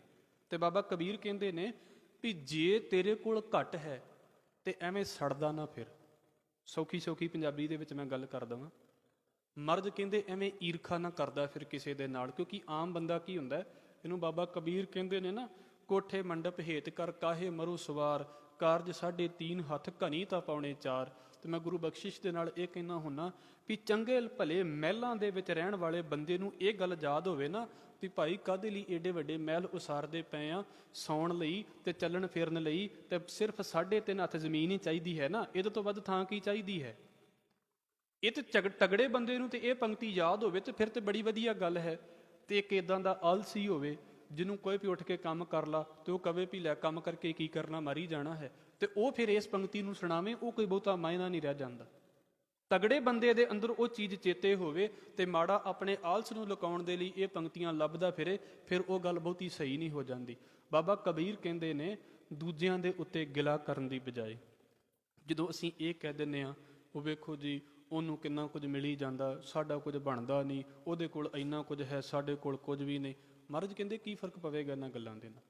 ਬਾਬਾ ਕਬੀਰ ਕਹਿੰਦੇ ਨੇ ਕਾਹੂ ਦੀਨੇ ਪਾਟ ਪਟੰਬਰ, ਕਾਹੂ ਪਲੰਗ ਨਵਾਰਾ। ਸੱਚੇ ਪਾਤਸ਼ਾਹ ਕਿਤੇ ਤੂੰ ਬੜੇ ਚੰਗੇ ਪਲੰਗ ਦੇ ਦਿੱਤੇ ਨੇ, ਬੜੇ ਚੰਗੇ ਕੱਪੜੇ ਦੇ ਦਿੱਤੇ ਨੇ, ਮਤਲਬ ਮੁੱਕਦਾ ਹੀ ਨਹੀਂ ਉਹਨਾਂ ਦੇ ਕੋਲ। ਇਦਾਂ ਹੈ ਵੀ ਵੰਡਦਿਆਂ ਵੀ ਨਹੀਂ ਉਹਨਾਂ ਦੇ ਕੋਲੋਂ ਮੁੱਕਦਾ ਪਿਆ। ਪਰ ਸੈਕਿੰਡ ਜਿੰਨਾ ਲੋਕਾਂ ਦੀ ਲੱਖਾਂ ਕਰੋੜਾਂ ਰੁਪਏ ਇਨਕਮ ਹੋ ਰਹੀ ਹੈ, ਇਹ ਵੀ ਤਾਂ ਇਸੇ ਸੁਸਾਇਟੀ ਦੇ ਵਿੱਚ ਰਹਿ ਰਹੇ ਨੇ, ਪਰ ਸੈਕਿੰਡ ਦੇ ਹਿਸਾਬ ਦੇ ਨਾਲ ਜਿਨ੍ਹਾਂ ਦੀਆਂ ਤਨਖਾਹਾਂ ਨੇ। ਹਜ਼ੂਰ ਕਹਿੰਦੇ ਨੇ ਕਾਹੂ ਦੀਨੇ ਪਾਟ ਪਟੰਬਰ, ਕਾਹੂ ਪਲੰਗ ਨਿਵਾਰਾ। ਤੇ ਦੂਜੇ ਪਾਸੇ ਉਹ ਵੀ ਤੇ ਇਸੇ ਸਮਾਜ ਦੇ ਵਿੱਚ ਰਹਿੰਦੇ ਨੇ ਨਾ, ਕਾਹੂ ਗਰੀ ਗੋਦਰੀ ਨਾਹੀ, ਕਾਹੂ ਖਾਨ ਪਰਾਰਾ। ਕਿਤੇ ਤੇ ਸੱਚੇ ਪਾਤਸ਼ਾਹ ਇਹੋ ਜਿਹੇ ਲੋਕ ਵੀ ਨੇ ਜਿਨ੍ਹਾਂ ਦੇ ਕੋਲ ਗਲੀ ਜੀ ਗੋਦੜੀ ਵੀ ਨਹੀਂ ਹੈ। ਗੋਦੜੀ ਵੈਸੇ ਹੁੰਦੇ ਤਨ ਦੇ ਉੱਤੇ ਪਾਉਣ ਵਾਲੇ ਬਸਤਰ। ਤੁਸੀਂ ਵੇਖਦੇ ਹੋਵੋਗੇ ਨਾ ਸੁਸਾਇਟੀ ਦੇ ਵਿੱਚ ਵਿਚਰਦੇ ਵਿਚਾਰਿਆਂ ਨੇ ਉਹੀ ਸੂਟ ਪਾਇਆ, ਉਹੀ ਕੱਪੜਾ ਪਾਇਆ, ਤੇ ਉਹ ਵੀ ਕਈਆਂ ਥਾਵਾਂ ਤੋਂ ਪਾਟਾ ਹੋਇਆ ਤੇ ਉਹਨੂੰ ਹੀ ਸੂਈਆਂ ਦੇ ਨਾਲ ਮਾੜਾ ਮੋਟਾ ਗੰਢਿਆ ਹੋਇਆ। ਉਹੀ ਕੰਬਲ ਉਹਨਾਂ ਦੇ ਕੋਲ ਸਿਆਲ ਸ਼ੁਰੂ ਹੋਣ ਤੋਂ ਪਹਿਲਾਂ ਸੀ, ਉਹੀ ਕੰਬਲ ਸਿਆਲ ਖਤਮ ਹੋਣ ਤੱਕ ਹੈ, ਨਾ ਕਦੀ ਧੋਤਾ, ਲਿਆਂ ਉੱਤੇ ਫਟ ਗਿਆ, ਜੋ ਮਰਜ਼ੀ ਹੋ ਗਿਆ। ਮਰਦ ਕਹਿੰਦੇ ਵੀ ਇੱਕ ਪਾਸੇ ਤੇ ਇੰਨੇ ਕੱਪੜੇ ਆ ਗਏ ਤੇ ਦੂਜੇ ਪਾਸੇ ਸਰੀਰ ਦੇ ਉੱਤੇ ਪਾਉਣ ਲਈ ਵੀ ਕੱਪੜੇ ਪੂਰੇ ਨਹੀਂ। ਕਾਹੂ ਗਰੀ ਗੋਦਰੀ ਨਾਹੀ, ਕਾਹੂ ਖਾਨ ਪਰਾਰਾ। ਪਰਾਲੀ ਦੇ ਖਾਨ, ਜਿੱਦਾਂ ਕਾਰਖਾਨਾ ਹੁੰਦਾ ਨਾ, ਕਿਰਤ ਦਾ ਘਰ, ਇੱਦਾਂ ਪਰਾਲੀ ਦੇ ਘਰ। ਮਤਲਬ ਆਪਣੇ ਵਿਛਾਉਣ ਦੇ ਲਈ ਬਹੁਤਾ ਬਿਸਤਰਾ ਵੀ ਕਮਾਲ ਦਾ ਨਹੀਂ, ਪਰਾਲੀ ਜੀ ਦੇ ਉੱਤੇ ਜਾ ਕੇ ਆਮ ਘਾਹ ਜਿਹਾ ਵਿਛਾ ਕੇ ਤੇ ਉਹਦੇ ਉੱਤੇ ਬਸ ਪੈ ਕੇ ਤੇ ਰਾਤਾਂ ਪੂਰੀਆਂ ਕੱਟ ਲੈਂਦੇ ਨੇ। ਤੇ ਹੁਣ ਬਾਬਾ ਕਬੀਰ ਕਹਿੰਦੇ ਵੀ ਰੱਬ ਤੇ ਗਿਲਾ ਕਰੋਗੇ ਇਸ ਗੱਲ ਦਾ ਵੀ ਰੱਬਾ ਤੂੰ ਉਹਨਾਂ ਨੂੰ ਇਦਾਂ ਦੇ ਪੈਦਾ ਕਰ ਦਿੱਤਾ, ਜਾਂ ਰੱਬ ਨੂੰ ਜਾ ਕੇ ਕਹੋਗੇ ਵੀ ਮੇਰੇ ਨਾਲ ਹੀ ਰੱਬ ਨੇ ਇਦਾਂ ਵਿਤਕਰਾ ਕੀਤਾ ਵੀ ਉਹਨਾਂ ਨੂੰ ਬੈੱਡ ਦੇਈ ਜਾਂਦਾ ਤੇ ਮੈਨੂੰ ਪਰਾਲੀ ਦੇ ਦਿੱਤੀ ਹੈ। ਮਰਦ ਕਹਿੰਦੇ ਅਹਿਰਖ ਵਾਦ ਨਾ ਕੀਜੈ ਰੇ ਮਨ, ਸੁਕ੍ਰਿਤ ਕਰ ਕਰ ਲੀਜੈ ਰੇ ਮਨ। ਈਰਖਾ ਕਿਉਂ ਕਰਦਾ ਫਿਰਦਾ ਹੈ, ਸੜਦਾ ਕਿਉਂ ਪਿਆ ਹੈ? ਅਸਲ ਦੇ ਵਿੱਚ ਇਹ ਵੀ ਗੱਲ ਸਾਡੀ ਸੁਸਾਇਟੀ ਦੀ ਬੜੀ ਵੱਡੀ ਪ੍ਰੋਬਲਮ ਹੈ। ਅਸੀਂ ਇਹ ਕਹਿੰਦੇ ਹਾਂ ਨੇ ਵੀ ਅਮੀਰ ਜਿਹੜੇ ਨੇ ਉਹ ਗਰੀਬਾਂ ਨੂੰ ਬਹੁਤਾ ਘਿਰਣਾ ਦੇ ਨਿਗਾਹ ਦੇ ਨਾਲ ਵੇਖਦੇ ਨੇ ਵੀ ਇਹ ਬੜੇ ਗਰੀਬ ਨੇ, ਪਰ ਤੁਸੀਂ ਵੇਖਿਓ ਕਿਤੇ ਉਹ ਵੀ ਜਿਹੜੇ ਨੇ ਘੱਟ ਉਹ ਵੀ ਨਹੀਂ ਨੇ, ਉਹ ਵੀ ਉੱਦਾਂ ਨੂੰ ਉਸੇ ਨਿਗਾਹ ਦੇ ਨਾਲ ਵੇਖਦੇ, ਕਿਉਂਕਿ ਗਰੀਬ ਹੋਣ ਦਾ ਵੀ ਹੰਕਾਰ ਬੜਾ ਖਤਰਨਾਕ ਹੁੰਦਾ ਹੈ। ਅਮੀਰ ਹੋਣ ਦਾ ਤੇ ਹੈ ਹੀ ਹੈ, ਗਰੀਬੀ ਦਾ ਹੰਕਾਰ ਉਹਦੇ ਤੋਂ ਵੀ ਜ਼ਿਆਦਾ ਖਤਰਨਾਕ ਹੈ। ਉਹਨਾਂ ਨੂੰ ਲੱਗਦਾ ਹੈ ਵੀ ਅਸੀਂ ਗਰੀਬ ਹਾਂ ਤੇ ਰੱਬ ਗਰੀਬਾਂ ਦੇ ਨਾਲ ਹੈ, ਇਸ ਕਰਕੇ ਰੱਬ ਸਾਡੇ ਨਾਲ ਹੈ। ਇਹਨਾਂ ਦੇ ਨਾਲ ਰੱਬ ਥੋੜ੍ਹਾ ਤੁਰਿਆ ਫਿਰਦਾ। ਤੇ ਮੈਂ ਵਾਰ-ਵਾਰ ਕਹਿੰਦਾ ਹੁੰਦਾ ਵੀ ਜੇ ਰੱਬ ਇਕੱਲੇ ਗਰੀਬਾਂ ਦਾ ਹੋਵੇ ਤੇ ਭਾਈ ਮੱਖਣ ਸ਼ਾਹ ਲੁਬਾਣੇ ਵੱਲ ਕਦੀ ਆਉਂਦਾ ਹੀ ਨਾ, ਕਦੀ ਵੀ ਨਾ ਆਉਂਦਾ। ਇਸ ਕਰਕੇ ਇਸ ਚੀਜ਼ ਦੀ ਵਿਆਖਿਆ ਦੇ ਵੱਲ ਵੀ ਥੋੜ੍ਹਾ ਜਿਹਾ ਧਿਆਨ ਦੇਣ ਦੀ ਲੋੜ ਹੈ ਵੀ ਅਸੀਂ ਇਹ ਤੇ ਕਹਿ ਦਿੱਤਾ ਵੀ ਰੱਬ ਗਰੀਬ ਨਿਵਾਜ ਹੈ, ਠੀਕ ਹੈ, ਉਹ ਇਸ ਪਾਸੇ ਤੋਂ ਕਿਹਾ ਸੀ ਵੀ ਜਿਨ੍ਹਾਂ ਦਾ ਕੋਈ ਨਹੀਂ ਉਹਨਾਂ ਦਾ ਰੱਬ ਹੈ, ਪਰ ਮਹਾਰਾਜ ਨੇ ਇਹ ਵੀ ਨਾਲ ਕਿਹਾ ਵੀ ਇਕੱਲੇ ਗਰੀਬਾਂ ਦਾ ਨਹੀਂ, ਉਹ ਨਾਲ ਸਾਰਿਆਂ ਦਾ ਵੀ ਉਨਾ ਹੀ ਹੈ। ਅਹਿਰਖ ਵਾਦ ਨਾ ਕੀਜੈ ਰੇ ਮਨ, ਸੁਕ੍ਰਿਤ ਕਰ ਕਰ ਲੀਜੈ ਰੇ ਮਨ। ਤੂੰ ਮਿਹਨਤ ਕਰ ਤੇ ਤੂੰ ਕਮਾ ਲਾ, ਤੂੰ ਲੋਕਾਂ ਨੂੰ ਕਿਉਂ ਕਹਿੰਦਾ ਹੈ ਵੀ ਉਹਦੇ ਨਾਲ ਉਹਦੇ ਵੇਖ ਕਿੰਨਾ ਹੈ, ਉਹਦੇ ਕੋਲ ਕਿੰਨਾ ਹੈ, ਸਾਡਾ ਕੁਝ ਬਣਦਾ ਨਹੀਂ। ਈਰਖਾ ਆਪਣੇ ਅੰਦਰ ਪਾਈ ਜਾਣਾ ਹੈ, ਇਹਦੇ ਨਾਲ ਕਿਸੇ ਨੂੰ ਕੀ ਫਰਕ ਪਵੇਗਾ? ਤੂੰ ਮਿਹਨਤ ਕਰ ਤੇ ਤੂੰ ਕਮਾ ਲਾ। ਦਾਤਾਰ ਨੇ ਜਿਹੜੀ ਗੱਲ ਸਾਡੇ ਸਾਹਮਣੇ ਰੱਖੀ ਹੈ ਵੀ ਭਾਈ ਮਾਲਕ ਨੇ ਪੈਦਾ ਕੀਤੇ ਨੇ ਜੀਵ, ਮਨੁੱਖਤਾ ਦੇ ਤੌਰ ਦੇ ਉੱਤੇ ਸਾਰੇ ਇੱਕੋ ਜਿਹੇ ਨੇ, ਪਰ ਆਪਣੇ ਗੁਣਾਂ ਦੇ ਕਰਕੇ, ਆਪਣੀ ਮਿਹਨਤ ਦੇ ਕਰਕੇ, ਲਿਆਕਤ ਦੇ ਕਰਕੇ ਕਈ ਉੱਚੇ ਨੇ, ਕਈ ਨੀਵੇਂ ਨੇ, ਕਈ ਅੱਗੇ ਨਿਕਲ ਗਏ ਨੇ, ਕਈ ਪਿੱਛੇ ਨਿਕਲ ਗਏ ਨੇ, ਕਈ ਪਿੱਛੇ ਰਹਿ ਗਏ ਨੇ। ਇਦਾਂ ਹੀ ਹੁੰਦਾ ਹੈ, ਜਿੱਥੇ ਦਿਮਾਗ ਦੀਆਂ ਖੇਡਾਂ ਨੇ ਉੱਥੇ ਦਿਮਾਗ ਵਾਲੇ ਅੱਗੇ ਨਿਕਲ ਜਾਂਦੇ ਨੇ, ਜਿੱਥੇ ਆਰਟ ਦੀ ਗੱਲ ਹੈ ਉੱਥੇ ਆਰਟ ਵਾਲੇ ਅੱਗੇ ਨਿਕਲ ਜਾਂਦੇ ਨੇ। ਇਹ ਬੜਾ ਸੌਖਾ ਜਿਹਾ ਸਬਜੈਕਟ ਹੈ। ਵੇਖਦੇ ਹਾਂ ਵੀ ਕਦਰ ਕਿਹਦੀ ਪੈਂਦੀ ਹੈ। ਜਿਨ੍ਹਾਂ ਨੌਕਰੀਆਂ ਦੇ ਵਿੱਚ ਦਿਮਾਗਾਂ ਦੀ ਕਦਰ ਹੈ ਉੱਥੇ ਵੇਖੋ ਦਿਮਾਗਾਂ ਵਾਲੇ ਅੱਗੇ ਹੋ ਕੇ ਬੈਠੇ ਹੋਏ ਨੇ। ਜਿਨ੍ਹਾਂ ਥਾਵਾਂ ਦੇ ਉੱਤੇ ਹੱਥੀਂ ਮਿਹਨਤ ਕਰਨ ਵਾਲਿਆਂ ਦੀ ਕਦਰ ਹੈ ਉੱਥੇ ਹੱਥੀਂ ਮਿਹਨਤ ਕਰਨ ਵਾਲੇ ਬੈਠੇ ਹੋਏ ਨੇ। ਤੇ ਇਹ ਸਾਡੇ ਦੇਸ਼ ਦੀ ਇੱਦਾਂ ਕਹਿ ਲਈਏ ਵੀ ਵਾਹਿਗੁਰੂ ਦੀ ਬਖਸ਼ਿਸ਼ ਹੈ ਜਾਂ ਕਿੱਦਾਂ ਦਾ ਹੈ। ਸਾਰੀਆਂ ਸੁਸਾਇਟੀਜ਼ ਦੇ ਵਿੱਚ ਹੀ ਇੱਦਾਂ ਹੁੰਦਾ ਹੈ ਲਗਭਗ ਵੀ ਅਜੇ ਜਿਹੜੇ ਹੱਥੀਂ ਮਿਹਨਤ ਕਰਦੇ ਨੇ ਕੋਈ ਇੱਦਾਂ ਕਹਿ ਲਈਏ ਵੀ ਬਹੁਤਾ ਮਾਣ ਸਨਮਾਨ ਉਹਨਾਂ ਨੂੰ ਨਹੀਂ ਮਿਲਦਾ ਹੈ, ਬਸ਼ਰਤੇ ਇਸ ਗੱਲ ਦੇ ਜਿਹੜੇ ਦਿਮਾਗੀ ਕੰਮਕਾਰ ਕਰਦੇ ਨੇ ਉਹਨਾਂ ਦੀਆਂ ਤਨਖਾਹਾਂ ਜ਼ਿਆਦਾ ਨੇ। ਉਹ ਚਲੋ ਉਹ ਹਰ ਇੱਕ ਸੁਸਾਇਟੀ ਦਾ ਇਸ ਸ਼ੁਰੂ ਤੋਂ ਇੱਦਾਂ ਨਹੀਂ ਹੁੰਦਾ। ਕਦੀ ਉਹ ਵੀ ਟਾਈਮ ਸੀ ਜਦੋਂ ਹੱਥੀਂ ਮਿਹਨਤ ਵਾਲਿਆਂ ਦੇ ਕੋਲ ਹੀ ਸਾਰਾ ਕੁਝ ਹੁੰਦਾ ਸੀ, ਪੈਸੇ ਸਾਰੇ ਉਹਨਾਂ ਦੇ ਕੋਲ ਹੀ ਹੁੰਦੇ ਸੀ। ਅੱਜ ਤੋਂ ਤੁਸੀਂ 60 ਸਾਲ ਪਹਿਲਾਂ ਸ਼ੁਰੂ ਕਰਕੇ ਵੇਖ ਲਓ, 100 ਸਾਲ ਪਹਿਲਾਂ ਚੱਲ ਕੇ ਵੇਖ ਲਓ, ਸਾਰੇ ਹੱਥੀਂ ਕੰਮ ਕਰਦੇ ਸੀ ਤੇ ਹੱਥੀਂ ਕਮਾਉਂਦੇ ਸੀ। ਹੁਣ ਹੱਥੀਂ ਕਰਨ ਦਾ ਮਤਲਬ ਇਹ ਸਿਰਫ ਕਿ ਹੱਥਾਂ ਨਾਲ ਖਪਣਾ ਨਹੀਂ ਰਹਿ ਗਿਆ, ਹੁਣ ਦਿਮਾਗੀ ਕੰਮ ਕਰ ਰਹਿ ਗਏ ਨੇ। ਹੈ ਤੇ ਉਹ ਵੀ ਕੰਮ ਹੈ, ਅਸੀਂ ਇਹਨਾਂ ਨੂੰ ਪਿੱਛੇ ਨਹੀਂ ਰੱਖ ਸਕਦੇ। ਪੈਦਾ ਮਾਲਕ ਨੇ ਕੀਤੇ ਨੇ। ਬਾਬਾ ਕਬੀਰ ਕਹਿੰਦੇ ਨੇ ਉਹਨੇ ਵੱਖ-ਵੱਖ ਲੋਕ ਪੈਦਾ ਕੀਤੇ ਹੋਏ ਨੇ। ਤੁਸੀਂ ਕਿਸ ਸਟੇਜ ਦੇ ਉੱਤੇ ਖੜੇ ਜੇ, ਮਿਹਨਤ ਕਰੋ ਤਾਂ ਤੁਸੀਂ ਅੱਗੇ ਜਾ ਸਕਦੇ ਜੇ। ਔਰ ਉਹਦੇ ਲਈ ਉਮਰ ਵੀ ਕੋਈ ਨਹੀਂ ਰੱਖੀ, ਗੁਰਮਤ ਨੇ ਤੇ ਬਿਲਕੁਲ ਨਹੀਂ ਰੱਖੀ। ਇਸ ਕਰਕੇ ਗੁਰੂ ਸਾਹਿਬ ਇੱਥੇ ਕਹਿੰਦੇ ਨੇ ਵੀ ਭਾਈ ਸੁਸਾਇਟੀ ਦੇ ਵਿੱਚ ਕੋਈ ਕਿਵੇਂ ਦਾ ਵੀ ਹੈ, ਕੋਈ ਕਿਹੋ ਜਿਹਾ ਵੀ ਹੈ, ਸਵਾਰਿਆ ਕੇਵਲ ਤੇ ਕੇਵਲ ਉਹ ਜਾਂਦਾ ਹੈ ਜਿਹਦੇ ਉੱਤੇ ਮਾਲਕ ਆਪਣੀ ਮਿਹਰ ਕਰ ਦੇਵੇ। ਨਹੀਂ ਤੇ ਵੱਡੇ ਹੋ ਕੇ ਛੋਟੇ ਹੋ ਕੇ ਬੰਦੇ ਆਪਣੀਆਂ ਆਕੜਾਂ ਦੇ ਵਿੱਚ ਹੀ ਖਤਮ ਹੋ ਜਾਂਦੇ ਨੇ। ਜਿਹੋ ਜਿਹੇ ਆ ਜਾਂਦੇ ਨੇ ਉਹੋ ਜਿਹੇ ਚਲੇ ਜਾਂਦੇ ਨੇ। ਸਾਨੂੰ ਇੰਝ ਲੱਗਦਾ ਨਾ, ਮੈਂ ਆਪ ਜੀ ਦੇ ਅੱਗੇ ਇਹ ਰੱਖ ਦੇਵਾਂ, ਕਿਉਂਕਿ ਜਦੋਂ ਗਰੀਬ ਕਿਸੇ ਅਮੀਰ ਨੂੰ ਵੇਖਦਾ ਨਾ ਤੇ ਉਹ ਪਤਾ ਕੀ ਲੱਗਦਾ ਹੈ ਵੀ ਇਹਨੇ ਤੇ 2 ਨੰਬਰ ਦੇ ਹੀ ਕਮਾ ਕੇ ਤੇ ਫਿਰ ਹੀ ਪੈਸੇ ਕਮਾਏ ਹੋਣਗੇ। ਹੁਣ ਤਾਂ ਇੰਝ ਹੀ ਲੱਗਦਾ। ਤੁਸੀਂ ਕਿਤੇ ਵੇਖ ਲਓ ਸੁਸਾਇਟੀ ਦੇ ਵਿੱਚ ਵੀ ਕਿੰਨੇ ਪੈਸੇ ਨੇ ਉਹਦੇ ਕੋਲੋਂ। ਹੋ ਸਕਦਾ ਹੈ ਇਹਦੇ ਵਿੱਚ ਗੁਰੂ ਸਾਹਿਬ ਇਹ ਵੀ ਕਹਿੰਦੇ ਨੇ ਕਿ ਪਾਪਾਂ ਬਾਝੋਂ ਹੋਵੇ ਨਹੀਂ ਮੋਇਆਂ ਸਾਥ ਨਾ ਜਾਈ। ਇਹ ਵੀ ਗੱਲ ਪੱਕੀ ਹੈ ਵੀ ਜ਼ਰੂਰੀ ਨਹੀਂ ਵੀ ਸਾਰਿਆਂ ਨੇ ਇਮਾਨਦਾਰੀ ਦੇ ਨਾਲ ਹੀ ਕਮਾਇਆ ਹੋਵੇ, ਪਰ ਇਹ ਵੀ ਨਹੀਂ ਵੀ ਸਾਰਿਆਂ ਨੇ ਬੇਈਮਾਨੀ ਨਾਲ ਹੀ ਕਮਾਇਆ ਹੋ। ਬੜਿਆਂ ਦੇ ਤੁਸੀਂ ਉਹਨਾਂ ਦੀਆਂ ਮਿਹਨਤਾਂ ਕਰ ਕਰਕੇ ਵੇਖੋ। ਮੈਂ ਆਪ ਜੀ ਦੇ ਅੱਗੇ ਗੱਲ ਰੱਖ ਦੇਵਾਂ, ਇਹਦੇ ਵਿੱਚੋਂ ਹੀ ਅਸੀਂ ਪੰਜਾਬ ਵੱਲ ਜਾਵਾਂਗੇ ਨਾ, ਇੱਥੋਂ ਦਾ ਤੇ ਮੈਨੂੰ ਬਹੁਤਾ ਹਿਸਾਬ ਪਤਾ ਨਹੀਂ ਹੈ, ਤੇ ਖਾਸ ਕਰਕੇ ਦੁਆਬਾ ਏਰੀਆ, ਹੁਸ਼ਿਆਰਪੁਰ ਦਾ ਏਰੀਆ, ਉਹਨਾਂ ਦੇ ਵਿੱਚ ਤੁਸੀਂ ਬਹੁਤੇ ਵੇਖੋਗੇ ਤੇ ਪਰਿਵਾਰਾਂ ਦੇ ਪਰਿਵਾਰ, ਉਹਨਾਂ ਦੇ ਜੀ ਅੱਜ ਤੋਂ 10-15 ਸਾਲ ਪਹਿਲਾਂ, 20 ਸਾਲ ਪਹਿਲਾਂ ਬਾਹਰ ਜਾ ਕੇ ਬੈਠੇ। ਉਹਨਾਂ ਦੇ ਵਿੱਚ ਜਦੋਂ ਪਰਿਵਾਰਾਂ ਨੂੰ ਸੁਣੀਦਾ ਨਾ, ਕੋਈ ਇੱਦਾਂ ਦਾ ਹੈ ਪਰਿਵਾਰ ਦੇ ਵਿੱਚ, ਚਲੋ ਹੁਣ ਤੇ ਸੌਖੇ ਹੋ ਗਏ ਕਿਉਂਕਿ PR ਮਿਲ ਗਈਆਂ ਜਾਂ ਪਰਿਵਾਰ ਸਾਰੇ ਇੱਕ ਦੂਜੇ ਨੂੰ ਮਿਲ ਗਏ, ਹੁਣ ਤੇ ਸਾਧਨ ਵੀ ਬੜੇ ਸੌਖੇ ਨੇ। ਉਹਨਾਂ ਦੇ ਵਿੱਚ ਸੁਣ ਕੇ ਵੇਖਣਾ, ਕੋਈ ਕਹੇਗਾ ਜੀ ਮੈਂ 8 ਸਾਲਾਂ ਬਾਅਦ ਪਹਿਲਾਂ ਆਇਆ ਸੀ, 10 ਸਾਲਾਂ ਬਾਅਦ ਆਇਆ ਸੀ, ਮੇਰਾ ਪਹਿਲਾ ਫੇਰਾ 15 ਸਾਲਾਂ ਬਾਅਦ ਲੱਗਾ ਸੀ। ਮੂੰਹ ਨਾਲ ਕਹਿ ਦੇਣਾ ਕਿੰਨਾ ਸੌਖਾ ਹੈ ਕਿ ਕੋਈ 15 ਸਾਲਾਂ ਬਾਅਦ ਆਪਣੇ ਘਰ ਦੇ ਵਿੱਚ ਆਇਆ। ਤੁਸੀਂ ਸੋਚ ਕੇ ਵੇਖੋ, ਸਾਡੇ ਦੇਸ਼ ਦੇ ਵਿੱਚ 14 ਸਾਲ ਦਾ ਬਨਵਾਸ ਹੋਇਆ ਸੀ ਨਾ ਰਾਮਚੰਦਰ ਨੂੰ, ਤੇ ਪੂਰੀ ਦੁਨੀਆ ਕਿੱਡੀਆਂ ਵੱਡੀਆਂ ਕਹਾਣੀਆਂ ਸੁਣਾਉਂਦੀ ਹੈ। ਇਸ ਦੁਨੀਆ ਦੇ ਵਿੱਚ ਇਹੋ ਜਿਹੇ ਬੰਦੇ, ਮੈਂ ਕੰਪੈਰੀਜ਼ਨ ਨਹੀਂ ਕਰਦਾ, ਸਿਰਫ ਇੱਕ ਗੱਲ ਨੂੰ ਕਹਿ ਰਿਹਾ ਹਾਂ ਕਿ ਭਾਈ ਸੋਚ ਕੇ ਵੇਖੋ 2 ਸਾਲ ਵੀ ਘਰੋਂ ਬਾਹਰ ਰਹਿਣਾ ਪੈ ਜੇ ਤੇ ਕਿੰਨਾ ਔਖਾ ਹੈ। ਲੋਕਾਂ ਨੂੰ ਉਹਨਾਂ ਦੀਆਂ ਬਣੀਆਂ ਕੋਠੀਆਂ ਤੇ ਬੜੀਆਂ ਦੁੱਖ ਦਿੰਦੀਆਂ ਨੇ, ਪਰ ਇਹ ਵੀ ਤੂੰ ਸੋਚ ਕੇ ਵੇਖੋ ਕਿੰਨੀਆਂ ਲੰਮੀਆਂ ਉਹਨਾਂ ਨੇ ਯਾਤਰਾਵਾਂ ਘਰਦਿਆਂ ਤੋਂ ਬਿਨਾਂ ਹੀ ਕਰ ਛੱਡੀਆਂ। ਘਰ ਜ਼ਿੰਦਗੀ ਬਚਪਨ ਦੇ ਵਿੱਚ ਗਏ, 20 22 ਸਾਲਾਂ ਦੇ ਸੀ ਜਿੱਦਣ ਗਏ, ਜਿੱਦਣ ਮੁੜੇ 40 42 ਸਾਲਾਂ ਦੇ ਹੋ ਕੇ ਮੁੜੇ, ਕੋਠੀਆਂ ਤੇ ਪੈ ਗਈਆਂ, ਜਵਾਨੀ ਸਾਰੀ ਖਾਧੀ ਗਈ ਉੱਧਰ। ਪਰ ਬਾਬਾ ਕਬੀਰ ਕਹਿੰਦੇ ਤੁਸੀਂ ਮਿਹਨਤ ਕਰੋ ਤਾਂ ਤੁਸੀਂ ਕਮਾ ਲਓ। ਕਿਉਂ ਛੋਟਿਆਂ ਦੇ ਵੱਲੋਂ ਵੱਡਿਆਂ ਦੇ ਘਰ ਵੇਖ ਕੇ ਇਸ ਗੱਲ ਦੀ ਈਰਖਾ ਤੇ ਪੈਦਾ ਹੋਵੇ ਵੀ ਇਹ ਰੱਬ ਨੇ ਕੀ ਕੀਤਾ, ਇਹ ਤਾਂ 2 ਨੰਬਰ ਦੇ ਬਣਾਏ ਹੋਣਗੇ। ਮਹਾਰਾਜ ਕਹਿੰਦੇ ਨੇ ਉਹ ਥੋੜ੍ਹਾ ਜਿਹਾ ਸਮਾਜ ਦੇ ਵਿੱਚੋਂ ਉਹਨਾਂ ਵੱਲ ਵੇਖ ਵੀ ਲਓ। ਅਸੀਂ ਤਾਂ ਬੜੀ ਛੇਤੀ ਕਹਿ ਦਿੰਦੇ ਹਾਂ ਵੀ 2 ਨੰਬਰ ਦੇ ਹੀ ਹੋਣਗੇ, ਪਰ ਦੂਸਰਾ ਪਾਸਾ ਉਹਨਾਂ ਨੂੰ ਇੰਝ ਲੱਗਦਾ ਹੈ ਵੀ ਬਸ ਤਗੜੇ ਤੇ ਬਸ ਰੱਬ ਵੱਲੋਂ ਟੁੱਟੇ ਹੀ ਹੋਏ ਨੇ, ਤੇ ਜਿਹੜੇ ਮਾੜੇ ਨੇ ਅਸੀਂ ਰੱਬ ਦੇ ਨੇੜੇ ਹਾਂ, ਰੱਬ ਸਾਡੀ ਜ਼ਿਆਦਾ ਸੁਣਦਾ, ਇਸ ਕਰਕੇ ਅਸੀਂ ਬੜੇ ਚੰਗੇ ਹਾਂ। ਗਰੀਬੀ ਦਾ ਹੰਕਾਰ ਬੜਾ ਖਤਰਨਾਕ ਹੁੰਦਾ। ਮੈਂ ਇੱਕ ਗੱਲ ਅਕਸਰ ਕਹਿਣਾ ਹੁੰਦਾ ਵੀ ਕਹਿੰਦੇ ਵੀ ਕਿਸੇ ਵੇਲੇ ਨਾ ਇੱਕ ਮੰਗਤਾ ਸੀ ਤੇ ਪੈਸੇ ਮੰਗਦਾ ਪਿਆ ਸੀ, ਸਾਰਾ ਦਿਨ ਨਿਕਲ ਗਿਆ, ਕਿਸੇ ਨੇ ਕੁਝ ਨਹੀਂ ਪਾਇਆ ਉਹਦੇ ਬਾਟੇ ਦੇ ਵਿੱਚ, ਕੁਝ ਨਹੀਂ ਪਾਇਆ। ਉਹਨੂੰ ਬੜਾ ਗੁੱਸਾ ਚੜਿਆ ਵੀ ਆਹ ਵੀ ਕੋਈ ਕੰਮ ਹੈ ਵੀ ਰੋਜ਼ ਲੋਕਾਂ ਦੇ ਅੱਗੇ ਹੱਥ ਕਰੀਏ ਤੇ ਲੋਕੀ ਪੈਸੇ ਪਾਉਣ ਦੀ ਬਜਾਏ ਬੇਇੱਜ਼ਤੀ ਜ਼ਿਆਦਾ ਕਰ ਜਾਂਦੇ ਨੇ। ਲੋਕੀ ਪੈਸਾ ਨਹੀਂ ਪਾਉਂਦੇ, ਸਗੋਂ ਫ੍ਰੀ ਦੀਆਂ ਸਲਾਹਾਂ ਦੇ ਜਾਂਦੇ ਵੀ ਉੱਠ ਕੇ ਮਿਹਨਤ ਕਰਿਆ ਕਰ। ਤੇ ਵੀ ਸ਼ਾਮਾਂ ਨੂੰ ਜਦੋਂ ਉੱਠਣ ਲੱਗਾ ਨਾ, ਟਾਈਮ ਹੋ ਗਿਆ ਤੇ ਬਾਟਾ ਸੁੱਟ ਦਿੱਤਾ ਤੇ ਆਪਣੇ ਨਾਲ ਦੇ ਬੰਦੇ ਨੂੰ ਕਹਿੰਦਾ ਅੱਜ ਤੋਂ ਮੰਗਣਾ ਬੰਦ, ਮੈਂ ਤੇ ਨਹੀਂ ਮੰਗਦਾ ਸਵੇਰ ਤੋਂ। ਸਵੇਰ ਹੋਈ ਤੇ ਫਿਰ ਬਾਟਾ ਲੈ ਕੇ ਬੈਠ ਗਿਆ। ਉਹਦੇ ਨਾਲ ਦਾ ਪੁੱਛਦਾ ਵੀ ਕੀ ਗੱਲ ਹੈ, ਤੂੰ ਤੇ ਰਾਤੀ ਕਹਿੰਦਾ ਸੀ ਵੀ ਮੈਂ ਆਉਣਾ ਹੀ ਨਹੀਂ, ਤੇ ਹੁਣ ਕਿਉਂ ਆ ਕੇ ਬੈਠ ਗਿਆ? ਕਹਿੰਦਾ ਕਿਤੇ ਦੁਨੀਆ ਇਹ ਨਾ ਕਵੇ ਵੀ ਮੈਂ ਮੰਗਣ ਵਾਲੇ ਕੰਮ ਤੋਂ ਅੱਕ ਗਿਆ, ਵੀ ਮੈਂ ਹਾਰ ਗਿਆ ਆਪਣੇ ਕੰਮ ਤੋਂ। ਮੰਨਣਾ ਕੌਣ ਚਾਹੁੰਦਾ ਹੈ? ਗਰੀਬਾਂ ਨੂੰ ਗਰੀਬੀ ਦਾ ਹੰਕਾਰ, ਅਮੀਰਾਂ ਨੂੰ ਅਮੀਰੀ ਦਾ ਹੰਕਾਰ। ਗੱਲ ਤੇ ਈਗੋ ਦੀ ਸੀ, ਅਸੀਂ ਕਿੱਥੇ ਖੜੇ ਹੋਏ ਤੇ ਗੱਲਾਂ ਹੀ ਵੱਧਦੀਆਂ ਨੇ। ਹਜ਼ੂਰ ਕਹਿੰਦੇ ਨੇ ਆਪੇ ਭਾਂਡੇ ਸਾਜਿਆਨ, ਮਾਲਕ ਨੇ ਆਪ ਸਾਰੇ ਭਾਂਡੇ ਸਾਜੇ ਹੋਏ ਨੇ। ਅੱਜ ਜਿੰਨੇ ਸਰੀਰ ਬੈਠੇ ਹੋਏ ਨੇ ਪੂਰੀ ਦੁਨੀਆ ਦੇ ਵਿੱਚ, ਮਹਾਰਾਜ ਨੇ ਇਹਨੂੰ ਭਾਂਡੇ ਕਿਹਾ ਹੈ, ਬਰਤਨ ਕਿਹਾ ਹੈ। ਹੁਣ ਬਰਤਨ ਦਾ ਮਤਲਬ ਕੀ ਹੁੰਦਾ ਹੈ? ਬਰਤਨ ਦੇ ਵਿੱਚ ਜਿਹੋ ਜਿਹੋ ਜੀ ਚੀਜ਼ ਪਾਈ ਜਾਵਾਂਗੇ ਉਹ ਜਿਹਾ ਬਰਤਨ ਸਾਨੂੰ ਨਜ਼ਰ ਆਉਣ ਲੱਗ ਪੈਂਦਾ। ਕਹਿਣ ਦਾ ਭਾਵ ਬਰਤਨ ਦੇ ਆਪਣੇ ਹੱਥ ਦੇ ਵਿੱਚ ਕੀ ਹੈ, ਜੋ ਕੁਝ ਪਾਇਆ ਉਹ ਜੀ ਬਰਤਨ ਦੀ ਕੇਅਰ। ਉਸੇ ਹੀ ਬਰਤਨ ਦੇ ਵਿੱਚ ਜੇ ਚੰਗੀ ਚੀਜ਼ ਪਾਈ ਹੈ ਅਸੀਂ ਢੱਕ ਕੇ ਰੱਖਾਂਗੇ, ਮਹਿੰਗੀ ਚੀਜ਼ ਪਾਈ ਹੈ ਅਸੀਂ ਸੰਭਾਲ ਕੇ ਰੱਖਾਂਗੇ। ਉਸੇ ਬਰਤਨ ਦੇ ਵਿੱਚ ਕੋਈ ਨਕੰਮੀ ਦੀ ਚੀਜ਼ ਪਾ ਦਿਓ, ਫਿਰ ਭਾਵੇਂ ਕਿਸੇ ਨੁੱਕਰ ਦੇ ਵਿੱਚ ਪਿਆ ਰਵੇ, ਸਾਨੂੰ ਕੀ ਲੱਗੇ, ਪਿਆ ਤੇ ਪਿਆ ਹੈ। ਹਜ਼ੂਰ ਕਹਿੰਦੇ ਨੇ ਆਪੇ ਭਾਂਡੇ ਸਾਜਨ ਆਪੇ ਪੂਰਨ ਦੇ। ਮਾਲਕ ਸਾਰੇ ਭਾਂਡਿਆਂ ਨੂੰ ਬਣਾਉਣ ਵਾਲਾ ਵੀ ਆਪ ਹੈ, ਸਾਰੇ ਭਾਂਡੇ ਸਾਜਣ ਵਾਲਾ ਵੀ ਆਪ ਹੈ। ਘੜ ਭਾਂਡੇ ਜਿਨ ਆਵੀ ਸਾਜੀ, ਚਾੜਨ ਵਾਹੈ ਤਈ ਕੀਆ। ਆਪੇ ਭਾਂਡੇ ਸਾਜਨ ਆਪੇ ਪੂਰਨ ਦੇ।